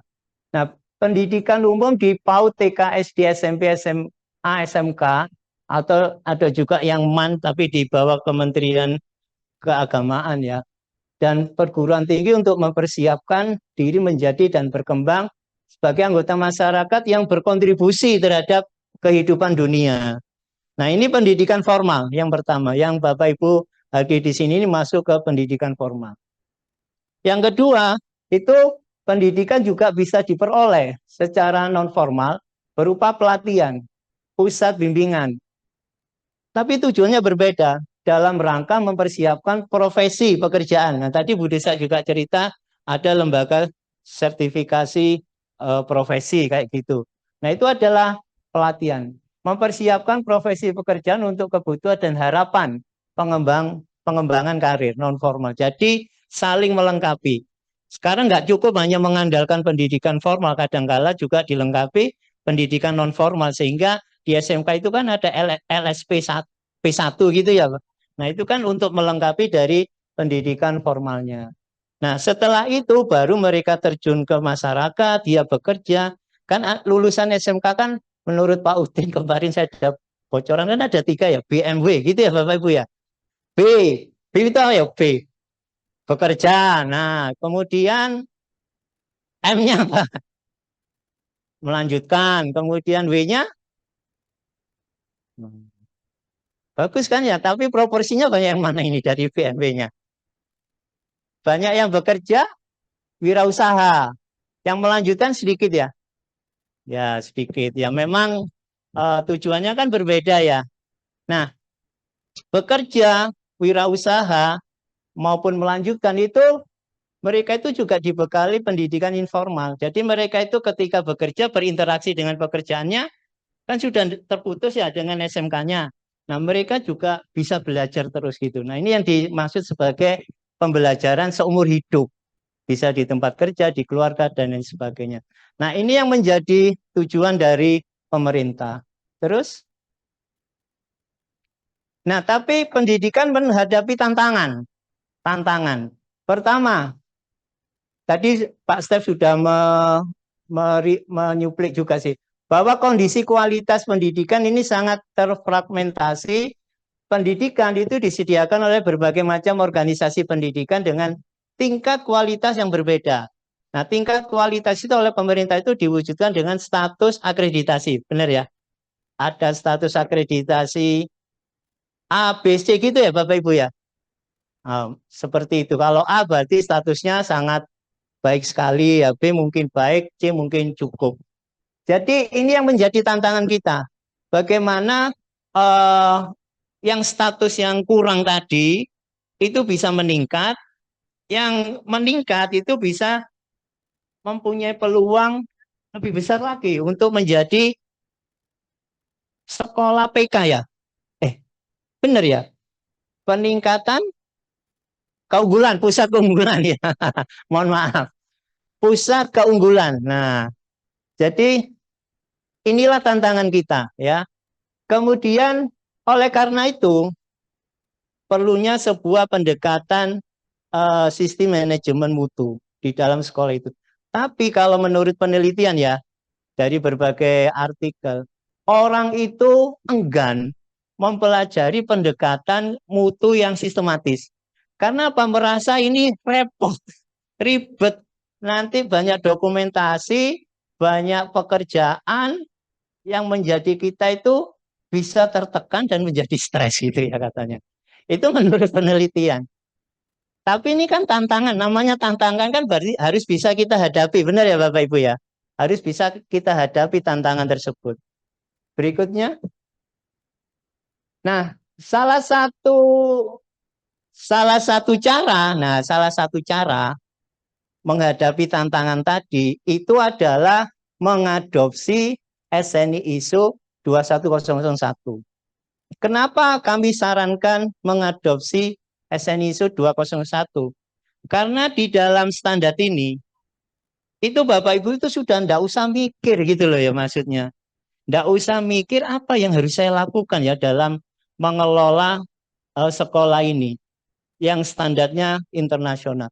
Karena di standar ini sudah diatur sedemikian rupa, Bapak Ibu itu diminta ya inputnya itu harus memperhatikan persyaratan dari pelanggannya atau stakeholdernya. Diminta menyelaraskan dengan visi misi dan tujuan strategi dari sekolah masing-masing. Kan kita satu sisi kan juga punya keinginan sekolah itu kan ya. Tapi di sisi lain juga harus memenuhi persyaratan dari stakeholdernya, benar ya? Nah, ini yang dibahas di dalam standar ini. Jadi Bapak Ibu kalau mengikuti semua persyaratan yang ada di standar ini, itu Bapak Ibu itu terbimbing menjalankan satu sistem manajemen organisasi pendidikan yang berstandar internasional. Karena di sekolah di luar negeri pun pasti menjalankan seperti itu. Nah, ini enaknya seperti itu ya. Jadi dalam menghadapi tantangan tadi, ya sudah, saya mau mengadopsi aja SNI ISO 21001. Seperti itu. Nah, standar ini adalah sebuah alat manajemen umum dan menantang semua organisasi pendidikan untuk menerapkan pendekatan kualitas yang sistematis melalui konsep, struktur, dan manajemen mutu. Yang kedua, standar ini berdiri sendiri. Jadi kalau Bapak Ibu yang sudah ISO 9001 harus beralih. Walaupun ISO 2101 ini banyak mengadopsi dari persyaratan yang ada di 9001. Artinya Bapak Ibu yang sudah tersertifikasi 9001 itu dapat keuntungan, tidak terlalu banyak effort untuk beralih ke ISO 21001. Kemudian standar ini dikembangkan oleh ISO PC Project Committee nomornya 288 itu dikomandani oleh Korea, negara Korea. Nah, kita tahu negara Korea itu kan maju kan ya dengan teknologinya. Nah, dia mengomandani dari penerbitan standar ini di mana anggotanya itu para pakar dari berbagai pakar pendidikan ya dari berbagai belahan negara untuk membuat standar ini mengharmonisasi dengan berbagai standar yang ada di dunia supaya standar ini dapat diterapkan apapun jenis organisasinya, apapun skalanya itu bisa menerapkan standar ini. Nah, ini tugasnya dari ISO PC 288 ini. Kemudian begitu Bapak Ibu menerapkan standar ini, Bapak Ibu itu sangat memungkinkan dapat menunjukkan kemampuannya. Kemampuannya dalam hal apa? Memberikan pendidikan yang konsisten sesuai dengan profil lulusan. Ada ya Bapak Ibu ya profil lulusan yang Bapak Ibu buat ya. Nanti dari profil lulusan itu kan diturunkan menjadi apa ya capaian pembelajaran mungkin gitu ya. Sampai dengan kurikulum, kemudian ada apa ya kompetensi dasar. Mungkin Bapak Ibu lebih paham lah seperti itu. Jadi apa yang kita janjikan kepada masyarakat, oh saya mendidik siswa untuk bisa ahli di dalam bidang otomotif misalkan, atau ahli dalam tata busana yang sesuai dengan janji Bapak Ibu. Nah itu harus bisa dijamin bahwa lulusannya itu harus bisa seperti itu. Ya, jadi begitu Bapak Ibu mendapatkan sertifikasi ISO 2101 itu ada jaminan bahwa Bapak Ibu benar-benar melaksanakan proses pembelajaran sesuai dengan janji yang sudah disampaikan kepada stakeholdernya atau pihak yang berkepentingan. Nah, kemudian standar ini dapat diimplementasikan atau selaras dengan standar lainnya. Selain kalau ini kan sifatnya sukarela ISO 2101, tapi ada kriteria wajib yang harus dipatuhi, yaitu kriteria akreditasi. Benar ya? Akreditasi yang Bapak Ibu harus penuhi. Nah, ini selaras. Jadi pengalaman kami itu kalau menerapkan standar ini malah bisa ada daya ungkit untuk status atau skor akreditasinya itu bisa lebih meningkat, ya. Nah, ini yang harus Bapak Ibu integrasikan juga. Gimana standar ini harus terpadu dengan akreditasi yang menjadi kewajiban bagi sekolah untuk harus dipenuhi. Ya, seperti itu. Berikutnya, Nah, ini kalau Bapak Ibu mempelajari dari standar ISO 2101, Bapak Ibu harus memahami pertama terkait dengan prinsip manajemen organisasi pendidikan. Yang sebelah kiri ada 8 prinsip. Yang kedua, karena ini standar sistem manajemen. Nah, sistem manajemen itu kan apa ya? Ada plan, ada do, ada check, ada act-nya, action-nya kan ya. Istilahnya apa ya? Ada perencanaan, pelaksanaan, evaluasi sama tindakan peningkatan kan gitu ya. Nah, itu ada di kerangka manajemennya, yaitu menggerakkan siklus PDCA, plan do check act-nya, kemudian harus berbasis pemikiran berbasis resiko.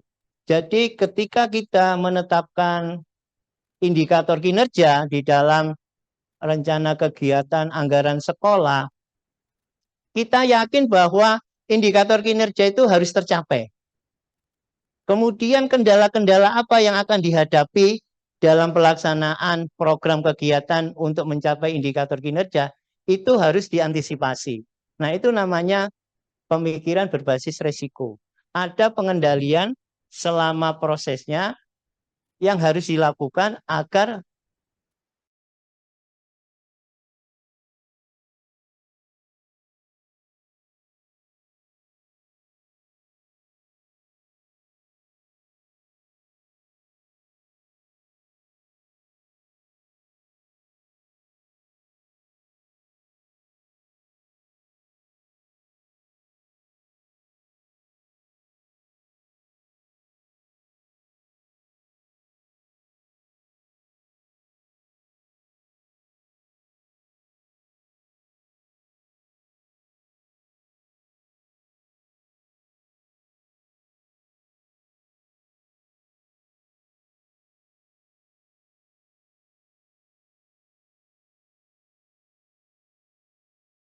tadi. Selanjutnya akan ada penyampaian dari MPR Ubaya, kami persilahkan.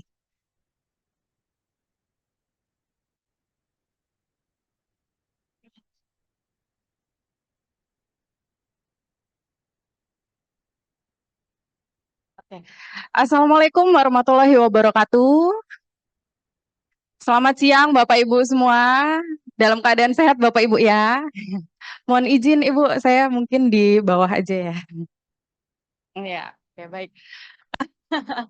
Oke, tak kenal maka tak sayang nih ya Bapak Ibu ya. Perkenalkan, nama saya Gayatri. Saya selaku perwakilan dari staf Humas Universitas Surabaya gitu ya. Dan di sesi kali ini saya ingin mengajak Bapak Ibu sekalian untuk kenal lebih dekat dengan Ubaya gitu. Oke, mungkin bisa di next.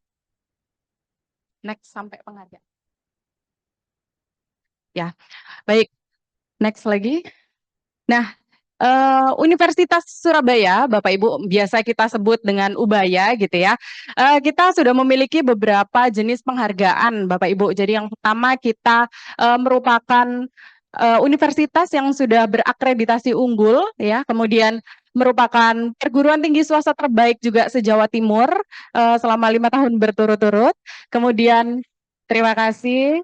Dan kemudian juga kami juga merupakan perguruan tinggi swasta terbaik di Indonesia gitu ya. Dan beberapa penghargaan baik nasional maupun internasional sudah didapatkan oleh Universitas Surabaya. Kemudian next. Nah, ini kita akan memperkenalkan untuk 4 kampus kami, lokasi kampus kami yang ada di Surabaya dan Tawas gitu ya Bapak Ibu. Untuk kampus pertama kami kita ada di Ngagel Jaya Selatan gitu. Untuk di kampus pertama kami ini kita fokusnya untuk di gedung rektorat dan untuk politekniknya Bapak Ibu. Kemudian untuk di kampus 2 itu yang Bapak Ibu tempati saat ini gitu ya. Ini merupakan kampus 2 yang dimana di sini kita fokusnya di untuk jenjang S1, S2, S3 dan profesi seperti itu. Kemudian untuk kampus 3 ini ada di Trawas Bapak Ibu, mungkin ada dari sini Bapak Ibu yang berasal dari Trawas juga gitu ya. Untuk kampus 3-nya kita ini tidak ada perkuliahan Bapak Ibu. Jadi di sini itu semacam kayak cottage gitu ya. Jadi kalau Bapak Ibu mau healing gitu ya, itu bisa di kampus 3-nya kami. Seperti itu. Kemudian yang terbaru dari Universitas Surabaya sendiri kita pada bulan kemarin itu Bapak Ibu kita sudah launching untuk kampus 4 kita yang berada di Surabaya Barat. Jadi untuk Surabaya Barat sendiri kita biasa menyebutnya dengan UWES, Ubaya West Campus seperti itu Bapak Ibu. Jadi gedungnya berada di gedung Spazio Tower lantai 9, itu adalah Universitas Surabaya gitu. Next. Nah, ini untuk yang grand launching-nya. Nah, ini beberapa fasilitas-fasilitas yang ada di Ubaya, Bapak Ibu. Jadi kita ada perpustakaan, kemudian kita juga ada Ubaya Student Center gitu ya untuk aktivitas mahasiswa, UKM, KSM gitu semuanya ada di sini. Kemudian kita juga ada laboratorium juga. Kemudian ada Ubaya Training Center yang merupakan kampus 3 Universitas Surabaya. Kemudian kita juga ada Ubaya Medical Center yang dimana nanti untuk mahasiswa sendiri kita akan memberikan free untuk fasilitas kesehatannya, baik dokter maupun obatnya dengan menggunakan kartu tanda mahasiswa. Seperti itu. Kemudian ada Ubaya Sport Center. Nah, untuk Ubaya Sport Center sendiri kita berbagai macam cabang olahraga Bapak Ibu. Jadi mulai basket, volley, badminton, tenis, sebagainya udah ada, sampai wall climbing juga ada. Gitu. Kemudian ada lapangan tenis dan volley sama pusat inkubator. Nah, ini juga terbaru juga Bapak Ibu, jadi launchingnya udah tahun kemarin gitu ya, kita launching untuk Rumah Sakit Pendidikan Ubaya, kayak gitu, dan kita bekerja sama dengan Rumah Sakit Hermina yang ada di Jakarta. Oke, nah untuk program studi yang ada di Ubaya, kita ada 8 fakultas untuk jenjang S1 dan 1 untuk Politeknik Ubaya Bapak Ibu. Yang pertama kita ada farmasi,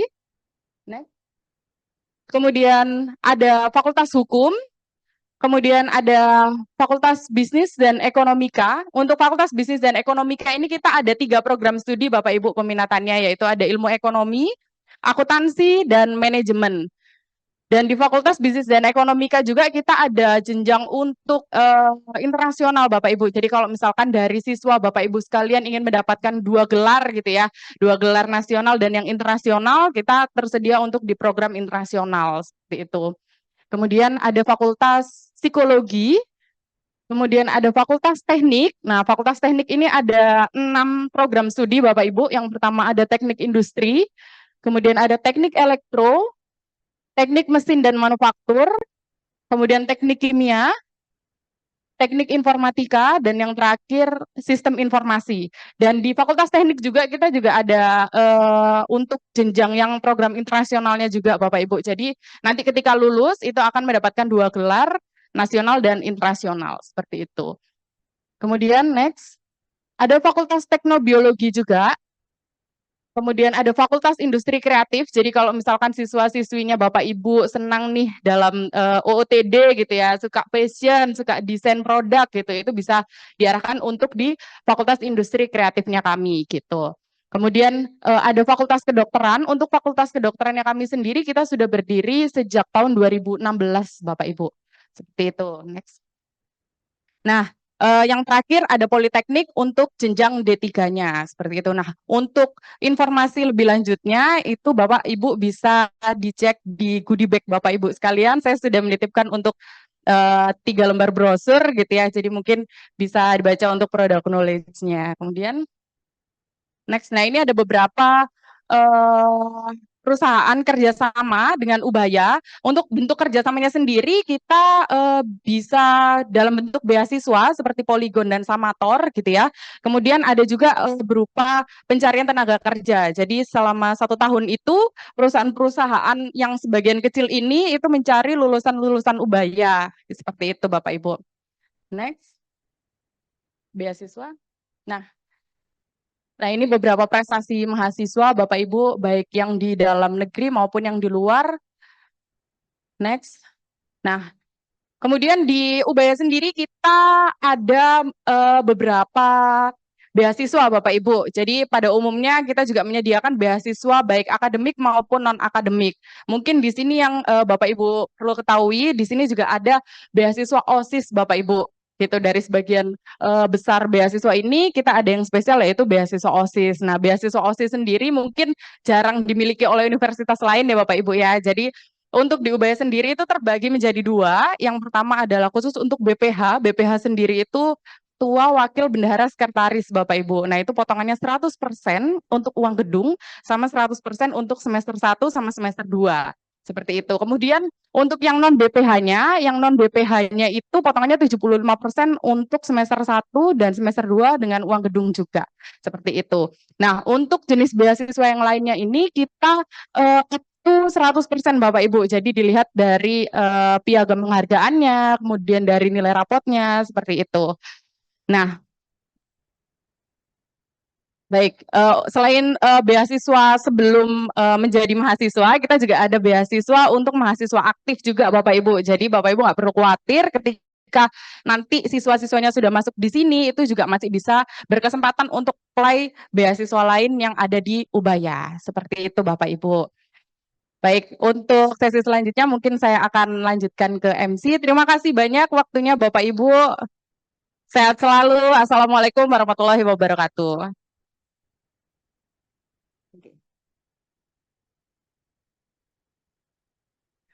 Terima kasih kepada MPR Ubaya atas penyampaiannya. Selanjutnya akan ada penyampaian dari PT Evodia Global Sertifikasi. Kepada PT Evodia Global Sertifikasi, kami persilakan.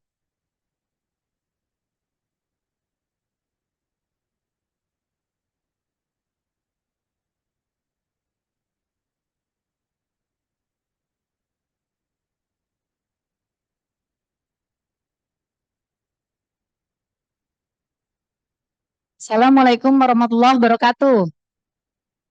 Wah, selamat siang Bapak Ibu, masih semangat gak? Saya pingin semangat dulu ya, saya naik sedikit. Kita kan tadi udah dengerin ya dari Ibu Kadek, terus Pak Ros, ya kan Pak Udin. Nah sekarang saya pengen tahu Bapak Ibu masih konsentrasi gak? Gitu ya, sedikit senam. Oke, ikut semua ya. Kalau saya bilang kepala, pokoknya ikutin semua omongan saya gitu ya. Saya pengen tahu konsentrasinya. Lihat omongan saya dan gerakan saya. Oke, bareng ya. Kalau saya bilang kepala, Bapak Ibu jawab. Kepala. Ya, benar loh. Tapi lihat gerakan saya ya. Oke, saya pengen tahu konsentrasi. 1, 2, 3. Kepala. Kepala dong. Benar. Tangannya harus ke kepala. Ulang ya. Hidung. Nah, benar berarti. Tangan. Wah, ada yang pundak, ada yang Oke. Sekali lagi ya. Kuping. Ya, udah mulai konsen nih, Udah mulai konsen ya. Mata. Wes, mantap. Kalau gitu tepuk tangan buat Bapak Ibu sekalian. Terima kasih. Alhamdulillah senang sekali rasanya saya bisa bertemu dengan Bapak Ibu di sini. Saya sendiri dari Jakarta dan baru tiba tadi malam. Izin Bapak Udin, Bu Kadek dan Pak Ros gitu atas waktunya dan terima kasih kepada TRA Indonesia yang telah mempersilahkan saya menjadi salah satu sponsor untuk Bapak Ibu di sini. Dan saya sampai sebenarnya kemarin siang, cuman saya sedikit muter-muter dulu di Madiun, Sarangan dan Tawangmangu gitu ya, supaya agak sedikit cerah karena berapa minggu ini saya fully gitu ya, keluar kota terus. Baik, Bapak Ibu mungkin bertanya-tanya apa sih EGS gitu ya? Saya kok kenalnya yang lain gitu ya? Apa nih Evodia gitu? Nah, baik Bapak Ibu selamat datang Civitas Akademika. Saya langsung next saja Mas. Next lagi. Ya, Evodia Global Sertifikasi adalah perusahaan nasional ya Pak ya yang diakreditasi oleh CAN. Jadi kami seperti Sukovindo. Kami mirip dengan Mutu Agung. Saya sendiri dulu ada di British Standard. Saya pernah di SGS gitu dan akhirnya melalui kepala BSN bilang, Budilah, ngapain sih ngurusin perusahaan luar terus? Indonesia harus berjaya dong di negeri sendiri. Kenapa sendiri gitu? 20 tahun ngurusin perusahaan asing aja. Akhirnya saya memberanikan diri untuk membuka PT Evodia Global Sertifikasi yang langsung diakreditasi oleh CAN. Artinya kami telah diakui secara nasional dan internasional. Dan kami ada tanda tangan dengan IAF, yaitu International Accreditation Forum, di mana sekarang BSN sebagai 10 besar terbaik di Indonesia sebagai lembaga akreditasinya. Tepuk tangan dulu dong Bapak Ibu. Nah, pengalaman kami sebenarnya di lembaga pendidikan banyak banget. Kita sudah mensertifikasi lebih dari 178 sekolah dulu yang RSBI. Tahun 2010 sampai 2014. Dulu Bapak Ibu tadi ada yang bilang tuh, dulu saya udah heboh-heboh pakai ISO. Semua disuruh pakai ISO, ikut semuanya ISO. Tanpa Bapak tahu sebenarnya ISO tuh apa sih gitu. Hanya karena RSBI, wah kita mau ikut-ikutan, nggak mau kalah sama sekolah sebelah. Sehingga komitmen Bapak Ibu lupa bahwa sebenarnya ISO itu bukan sekedar sertifikat. Kalau saya sekedar sertifikat, jual aja, nggak usah pakai implementasi gitu. Nggak usah dibantu Bukadek, nggak usah dibantu sama Paros, nggak perlulah dibantu oleh TRA Indonesia. Langsung saja. Tapi saya tidak mau seperti itu karena saya diaudit oleh Komite Akreditasi Nasional. Saya juga melalui penandatanganan internasional sehingga kami diaudit. Gimana sih sebenarnya kompetensi Budila, kompetensi para auditornya gitu ketika melakukan audit di perusahaan Bapak Ibu atau di organisasi Bapak Ibu. Kenapa sih ISO nggak jalan gitu? Sebenarnya bukan salah sistem. Sistem itu dibuat udah sesempurna mungkin, Bu. Bapak, melalui berbagai survei, berbagai informasi dari 176 negara di anggota TC ISO sana loh. Ya kan? Artinya bukan hanya dari negara Indonesia yang dimintai pendapat, tapi hampir seluruh dunia dimintakan pendapat mengenai organisasi pendidikan di negaranya masing-masing seperti apa sih. Sehingga yuk, kita bikin sama yuk. Namanya ISO. Dulu ISO 9000. Metodenya apa? Umum. Nggak ada orang yang merasa, nggak, implementasinya kurang lah. Kenapa ya orang umum? Kita nggak tahu, sementara kita ini adalah proses belajar mengajar. Sementara kami ini adalah proses pendidikan. Sehingga seharusnya related dengan akreditasi. Akreditasi apa? Akreditasi sekolah, BAN PT, yang kampus, ya kan? Kemudian LAM PTKes, LAMEMBA, banyak banget. Akreditasi internasional, banyak hal. Dan ISO diambil dari sekian banyak standar yang diadopt, kemudian distandarkan, disamakan, sehingga seluruh dunia sama. Bilang, itu kan bisa-bisanya Budila aja, Singapura lebih bagus pasti. Oh enggak. Ketika Bapak Ibu sudah ISO 21.000, sekolah Bapak itu sudah sama. Makanya namanya ISO, artinya secara bahasa Yunani adalah isos atau sama. Seperti itu. Ya. Jadi mungkin kalau ada yang memang sebenarnya belum bisa merasakan implementasinya, yuk mari tadi kata Bu Kadek sama-sama kita terapin ya Bu ya. Ketika diterapin mungkin akan mempermudah.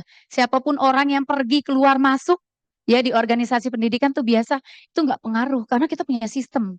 Tinggal cek and recheck. Diaudit ulang sedikit awareness pasti paham. Tuh, kalau dijalankan. Dan ISO tuh kayak kita masak sayur asem. Bapak Ibu tahu nggak bumbu sayur asem apa? Pasti tahu ibu-ibu mah. Sayur asem ya kan namanya berarti ada asemnya. Ada yang pakai kacang gitu kan. Ada yang pakai cabai itu pasti. Garam, bawang merah gitu kan.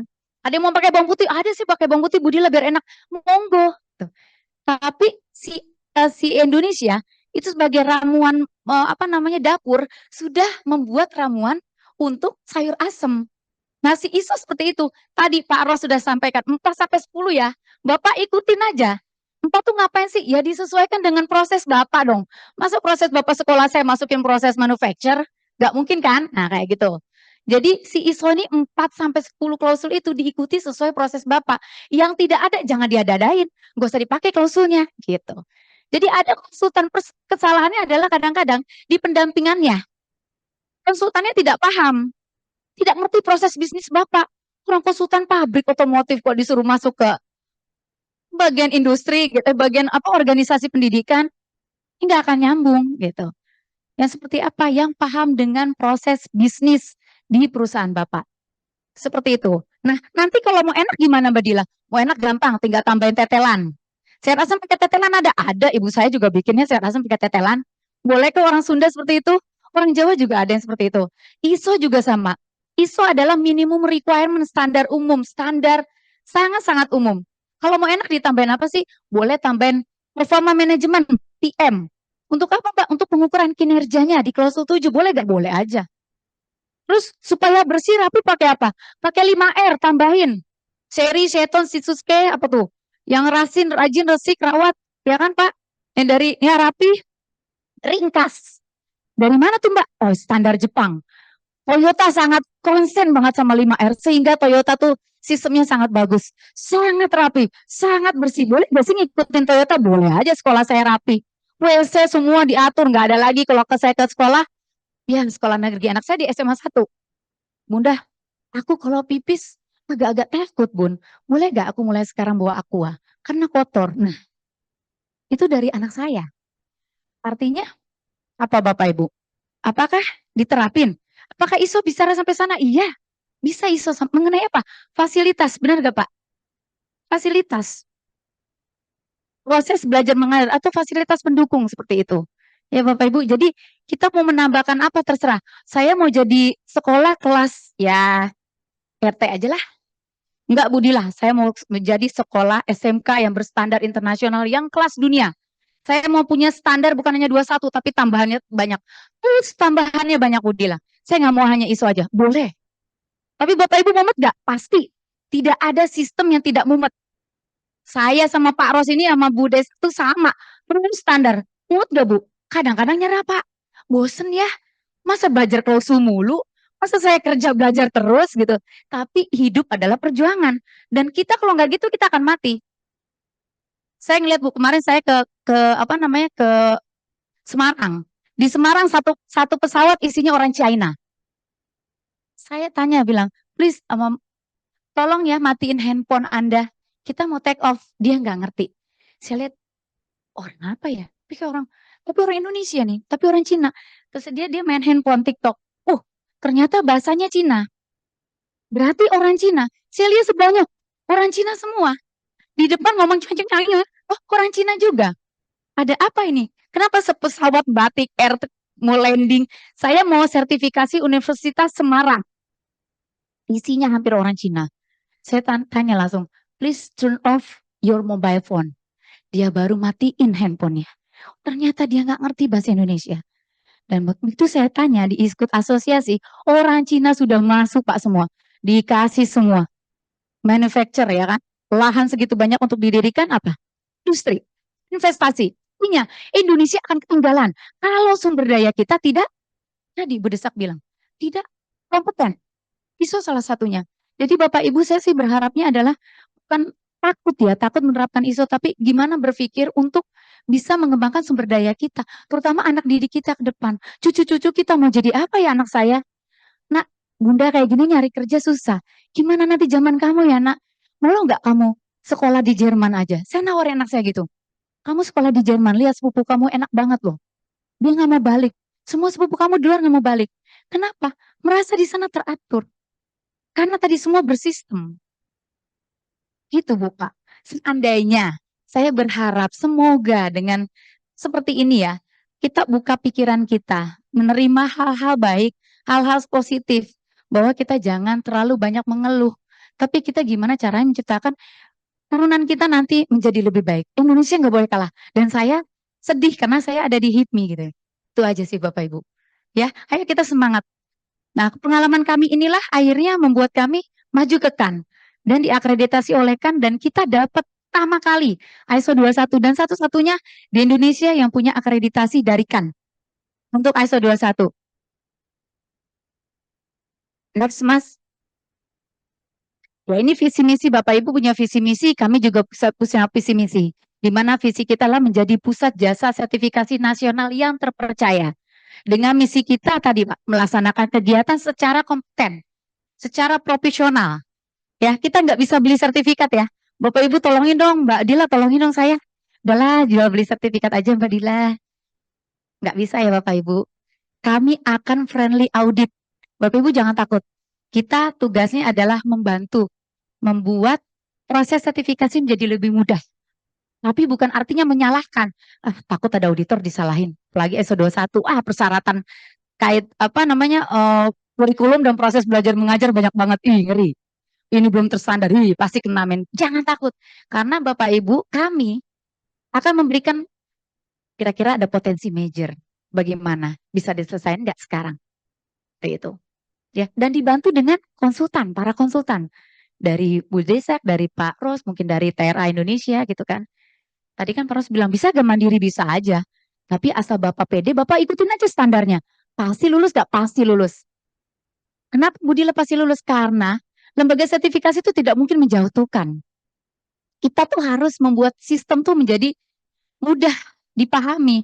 Nggak ada Pak, sistem itu sempurna, nggak ada. Sistem itu perlu peningkatan puluhan tahun untuk bisa menjadi sempurna. Dan apakah ketika beli ISO kita kok malah turun sih Mbak Dila? Kok kita nerapin ISO malah sekolah kita nggak ada muridnya? Loh, yang salah ISO-nya apa kitanya?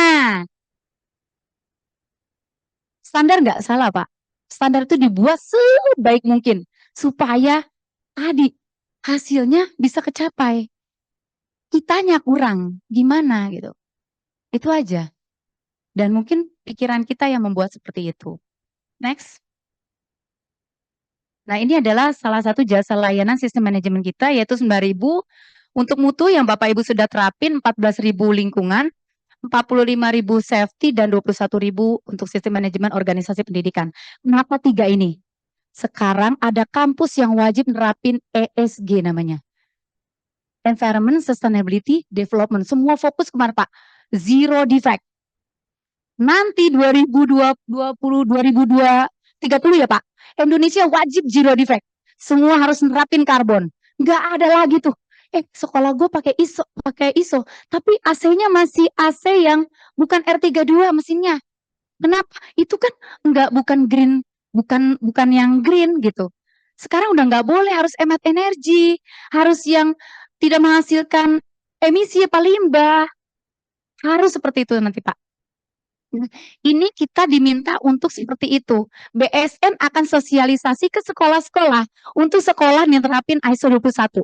Dan semua mahasiswanya harus punya namanya sertifikat pendamping ijazah. Bapak Ibu bisa kerjasama sama kami.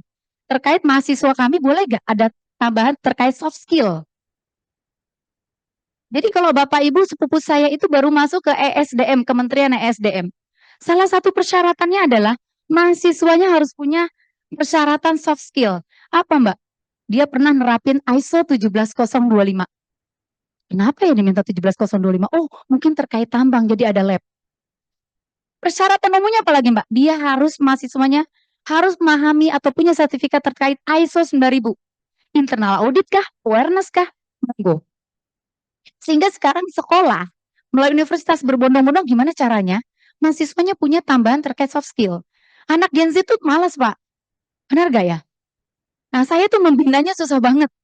Dan itu perlu agak sedikit dikerasin, nangis. Ya kan? Pulang malam. Kenapa? Saya pulang jam 5. Kok udah pulang langsung? Ada Budila pada stay. Nggak ada Budila. Hilang. Kayak gitu. Nah, itu yang jiwanya itu berbeda dengan kita-kita nih Pak. Yang di umur kita mungkin baby boomers ya. Yang memang penuh tempaan gitu. Nah, semakin kita tahu zaman seperti ini, sehingga apa sih? Kok kamu bagus sih bikin suratnya? Tumben kamu, biasanya nggak bagus bikin surat. Kenapa nak? Pakai apa kamu? Mau gak Bu pakai apa? AI dong, hari gini zaman AI. Waduh. Bagus gak sebenarnya robot AI? Bagus, tapi kalau digunakan dengan semestinya. Tapi kalau buat nyontek tadi plagiat, wah, itu membuat kita menjadi tidak kreatif ya Bapak Ibu ya. Nah, di sinilah tugas para pendidik gimana caranya supaya tadi kayak Class of Champion. Wah, keren banget ya. Bapak Ibu kalau tahu Class of Champion saya bangga banget. Kayaknya Indonesia tuh memang sebenarnya pinter-pinter sekali loh. Gitu. Ya, next. Nah, ini adalah ISO 31 mengenai manajemen resiko. Manajemen resiko juga sudah banyak dipakai oleh hampir semua organisasi, baik pendidikan maupun manufacturer. Kemudian aset manajemen ISO 37 terkait anti suap, di mana kami juga punya klien terkait ini. Boleh emang Mbak Dilan nerapin 37? Boleh. Apa tuh Mbak? Anti bribery management system.